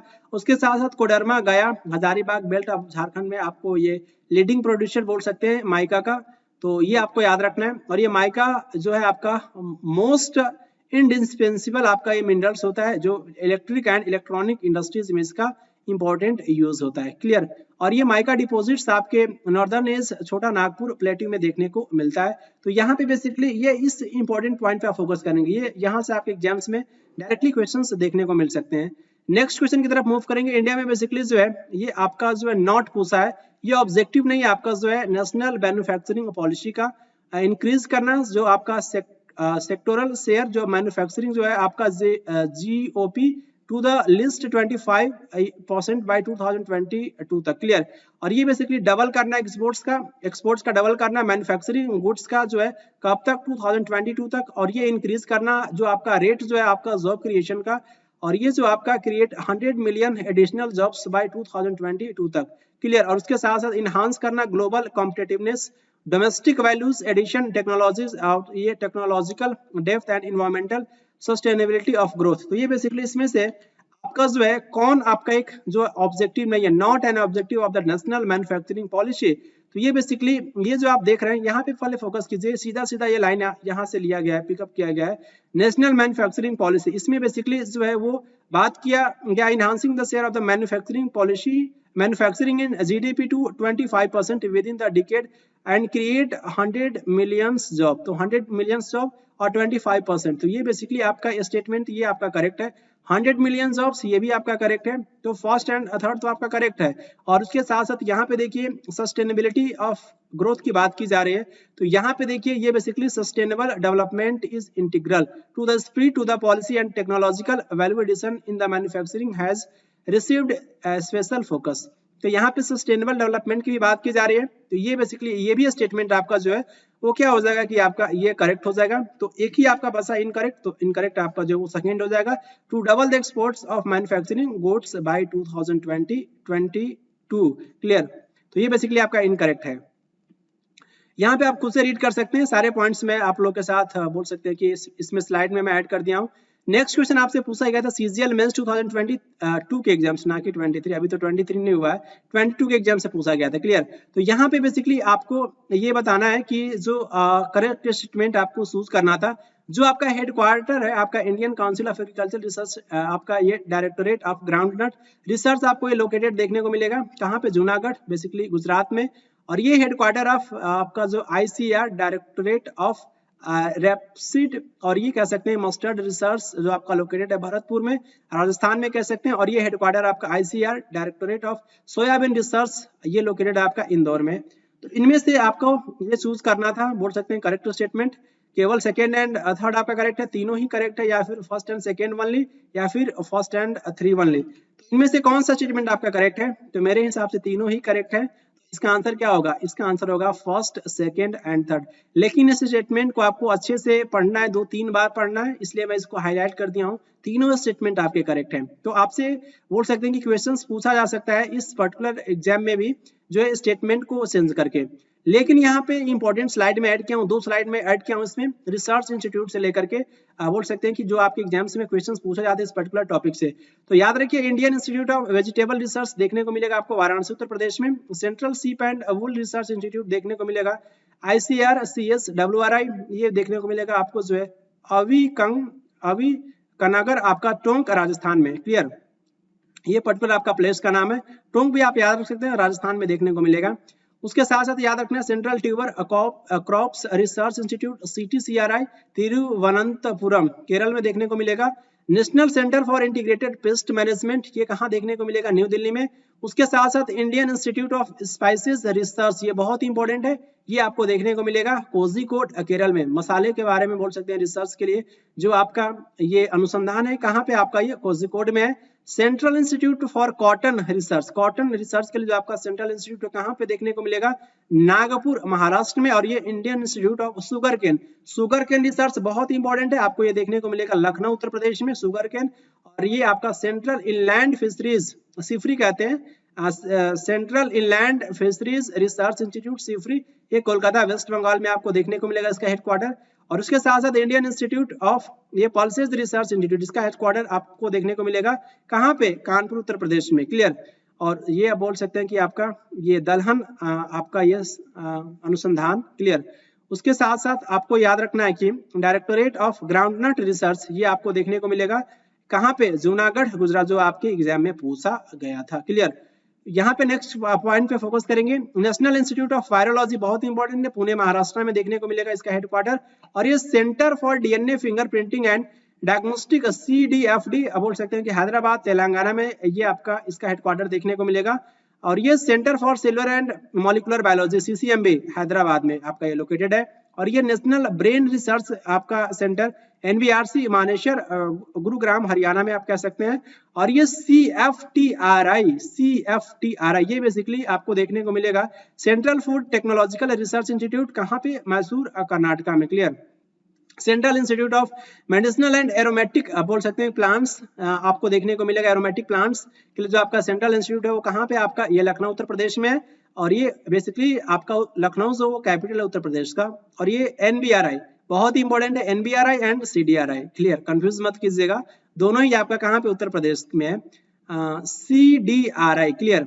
तो ये याद रखिए, नेशनल बोटेनिकल रिसर्च इंस्टीट्यूट, ये बोटेनी आपका ये वर्ड जो होता है ना, बॉटनी मीन्स क्या होता है, बॉटनी मीन्स बेसिकली आपका जो स्टडी ऑफ प्लांट होता है, प्लांट स्टडी को हम बॉटनी कहते हैं। और ये फादर ऑफ बॉटनी कौन है, आपका थियोफ्रस्टस है।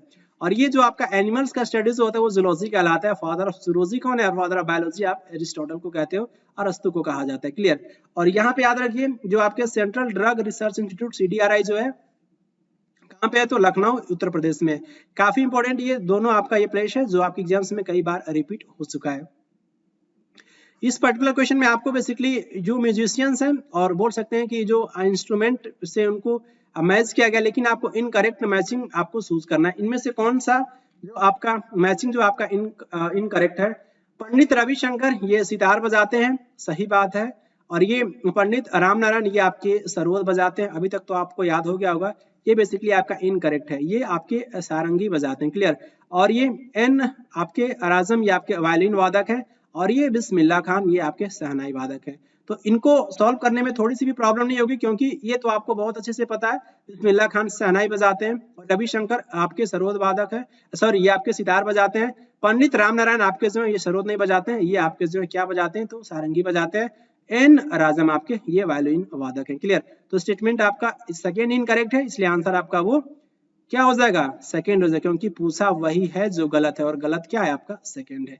यहाँ पे देखिए जो सारंगी वादक के और भी नाम है, शकूर खान, पंडित राम नारायण, रमेश मिश्रा, उस्ताद सुल्तान खान, उस्ताद बंधु खान, और ये सुरिंदर संधु, और ये कह सकते हैं कि ध्रुवा घोष। तो इनके नाम आप याद रखेंगे जो आपके एग्जाम्स के लिए काफी इंपॉर्टेंट है। आप इनको इमेज में देख सकते हैं, पंडित राम नारायण जी को, ये आपका जो है क्या है, तो ये आपका ये सारंगी है, क्लियर।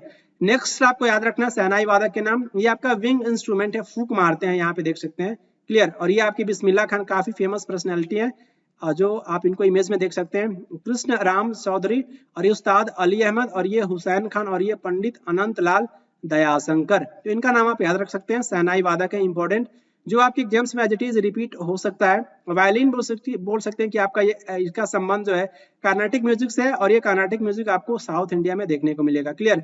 और ये बेसिकली इंपॉर्टेंट वायलिन वादक के नाम आप याद रखेंगे, MS गोपाल कृष्णन, यहाँ पे आप इनको देख सकते हैं, क्लियर, MS गोपाल कृष्णन को। और ये लालगुड़ी आपके जया रमन, और ये आपके TN कृष्णन, और ये आपके N रजम जो आपके एग्जाम में पूछा गया था, N रजम, और ये आप कह सकते हैं कि जो है राजम, N राजम, और ये आपके जो M चंद्रशेखरन, और ये आपके विष्णु गोविंद जो, क्लियर।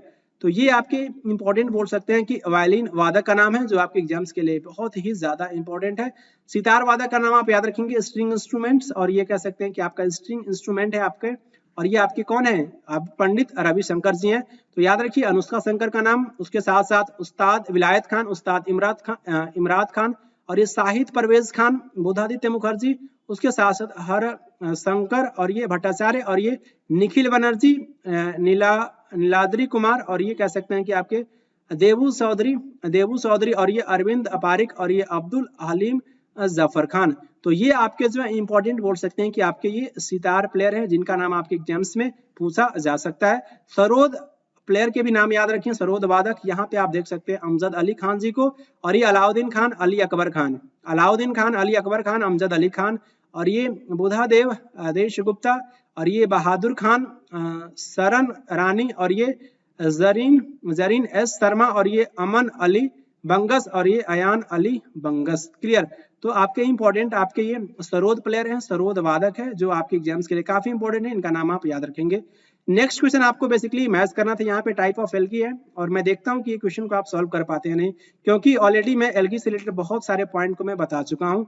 और ये सीजीएल प्री 2023 में बोल सकते हैं कि आपके ये थोड़ा सा पैटर्न को बदल करके क्वेश्चंस को लैंग्वेज को चेंज करके पूछा गया था, बाकी क्वेश्चंस में कुछ था नहीं, इसको आपको सॉल्व करना है। तो आइए तो सॉल्व करते हैं। ये बेसिकली आपके ब्लू ग्रीन एल्गी, ये आपके क्या होते हैं, साइनोबैक्टीरिया होते हैं। तो मैच कीजिएगा A का 4 के साथ। Very simple. आपका रेड एल्गी अभी मैं वीडियो के स्टार्टिंग में डिस्कस किया, रेड एल्गी आपके रोडोफाइसी रोडोफाइटा। क्लियर।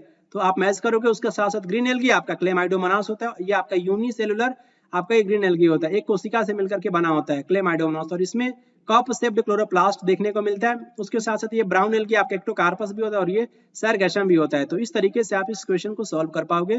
तो यहाँ पे देखिए ब्लू ग्रीन एल्गी, A का आपका 4 देखिए एक ही ऑप्शन में मेंशन है, आपका आंसर क्लियर हो गया, A का 4 ऑप्शन थर्ड आपका करेक्ट हो जाएगा। तो इस तरीके से भी आपके एग्जाम्स में क्वेश्चंस पूछे जाते हैं जिनको आप बहुत आसानी से सॉल्व कर पाएंगे।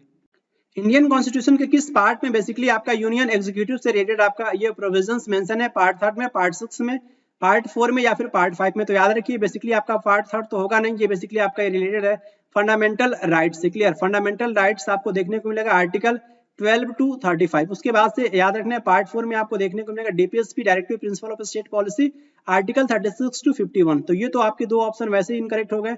बस आपका पार्ट 5, तो पार्ट 5 में आपको देखने को मिलेगा, ये आप बोल सकते हैं कि यूनियन से रिलेटेड आपका ये पर्टिकुलर पार्ट है आर्टिकल 52 से लेकर के आर्टिकल 151 तक। क्लियर। तो ये बेसिकली इसका आंसर क्या हो जाएगा, इसका आंसर आपका 4th हो जाएगा। पार्ट 5 आपका ये रिलेटेड है बेसिकली आपका यूनियन एग्जीक्यूटिव से रिलेटेड प्रोविजंस। क्लियर। तो ऑप्शन आपका ये 4th आपका करेक्ट हो जाएगा। इतना ही नहीं, आपको सारे पार्ट से के पॉइंट्स इंपॉर्टेंट याद रखने हैं जो आपके एग्जाम्स के लिए काफी इंपॉर्टेंट है। पार्ट 1 में क्या मेंशन है, the unions and it's territory article 1 to 4। Part 2 में सिटीजनशिप आर्टिकल 5 to 11। पार्ट 3 में fundamental rights 12 to 35 article number है। और ये पार्ट 4 में directive principle of state policy DPSP form short form में कहते हैं 36 to 51 आर्टिकल है। और ये पार्ट 4A में आपके फंडामेंटल ड्यूटीज आर्टिकल 51 है, आप कह सकते हैं। उसके साथ साथ ही आपका पार्ट 5 में यूनियन, आप यहाँ पे देखिए आर्टिकल 52 to 151। और ये पार्ट 6 में स्टेट्स आर्टिकल्स 152 to 237। क्लियर। और ये पार्ट 7 ये बेसिकली इसमें कुछ अमेंडमेंट किया गया था, तो इसको थोड़ा सा आप स्किप कर सकते हैं। पार्ट 8 के बारे में याद रखिए, यूनियन टेरिटरीज के बारे में मेंशन है, यूनियन टेरिटरीज के बारे में मेंशन है। क्लियर। पार्ट 8 में, और ये बोल सकते हैं कि आर्टिकल 239 to 242। और ये पार्ट 9 पंचायत से रिलेटेड है, आर्टिकल 243 to 243O। क्लियर। और ये आपका 9th है म्युनिसिपैलिटीज के बारे में, आर्टिकल याद रखिए 243P2 243ZG। उसके बाद से याद रखिए आपके 9th भी कोऑपरेटिव सोसाइटीज, ये बहुत इंपॉर्टेंट आपका ये पार्ट है, डायरेक्टली पूछा जाता है आपका ये कोऑपरेटिव सोसाइटी से रिलेटेड आपका ये कौन सा पार्ट है। तो 9th भी। क्लियर। आर्टिकल 243ZH से बोल सकते हैं कहां तक, आपके 243 आपके ZT तक। आप 1 मिनट के लिए इस आर्टिकल को स्किप भी कर सकते हैं, लेकिन ये पार्ट में कौन सा आपका पॉइंट मेंशन है ये आपको नहीं भूलना है। क्लियर। इससे रिलेटेड आपके एग्जाम्स में क्वेश्चंस पूछे गए। पार्ट 10 में बोल सकते हैं कि आपको ये देखने को मिलेगा शेड्यूल एंड ट्राइबल एरियाज, बोल सकते हैं आर्टिकल्स 244 to 244A। और ये पार्ट 11 में relations between union and states, article 245 to 263। और यहाँ पे देखिए आपका part 12 finance property contracts and suits, article 264 to 300A। और ये part 13 trade and commerce with in India, article 301 to 307। और ये यहाँ पे देखिए, यहाँ पे आपका जो है part 14 services under the union and states, article 308 to 323 और ये यहाँ पे देखिए आपका 14A क्लियर ट्रिब्यूनल से रिलेटेड है और ये आर्टिकल्स 323A टू 323B और ये आपका 15 है इलेक्शन से रिलेटेड आपका ये पार्ट है और ये आर्टिकल 324 टू 329 है। बहुत इंपॉर्टेंट आपका ये आर्टिकल है क्लियर, आपको एज इट इज याद रखना है। उसके साथ साथ यहाँ पे देखिए, यहाँ पे बेसिकली आपको ये देखने को मिलेगा आपका ये 15 कह सकते हैं कि जो है आपको 16 ये आपका पार्ट 15 था और ये आपका जो क्या हो जाएगा 16 हो जाएगा।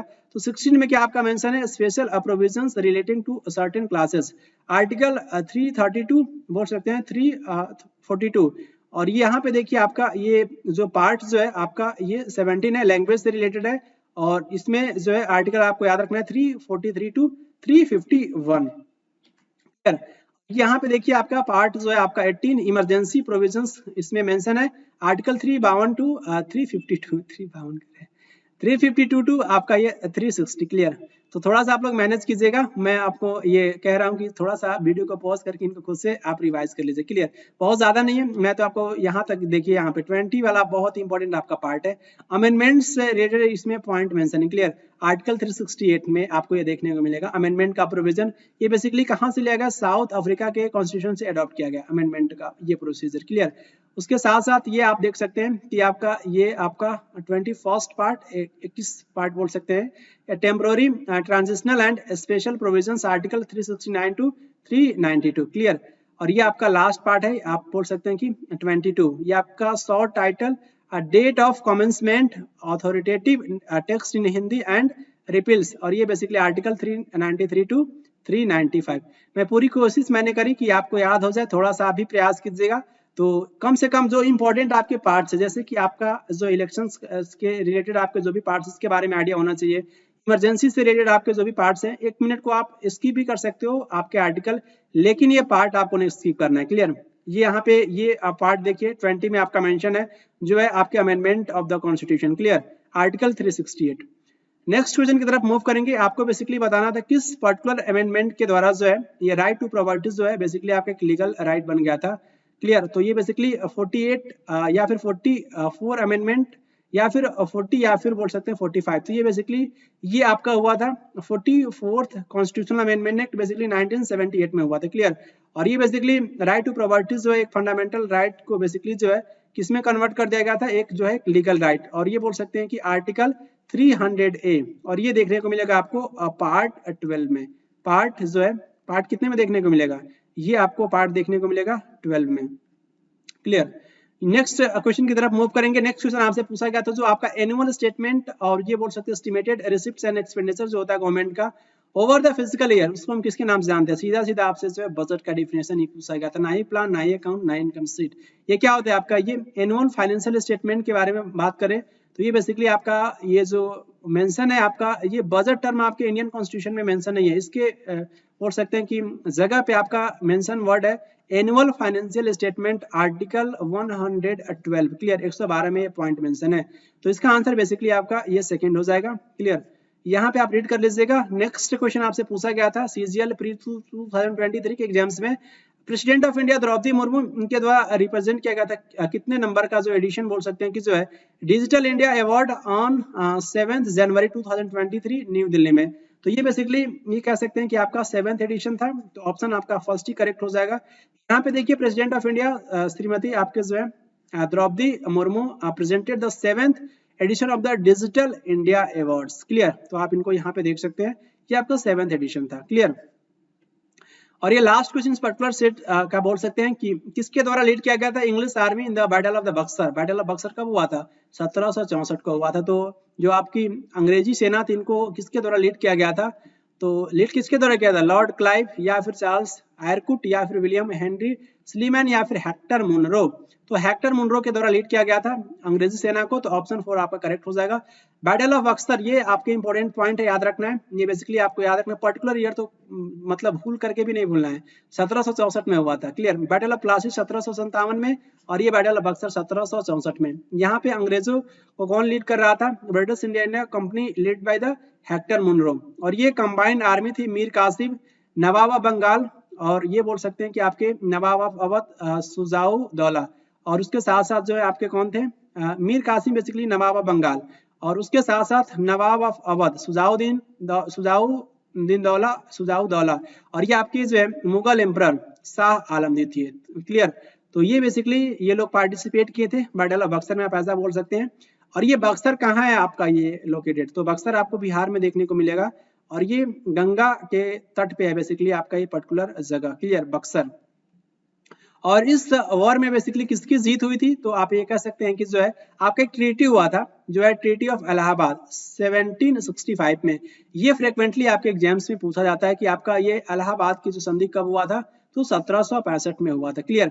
और इसी के बाद से आपका ये बैटल ऑफ बक्सर जो है बेसिकली आपका ये समाप्त हो गया था, जिसमें आपके ब्रिटिशर्स की जीत हुई थी। क्लियर। इसी के साथ mission SSC CGL mains batch 2023 general awareness batch का वीडियो नंबर 11 आपका कंप्लीट होता है। मिलेंगे आपसे नेक्स्ट वीडियो में, तब तक के लिए खुश रहें, प्रसन्न रहें। Thank you very much.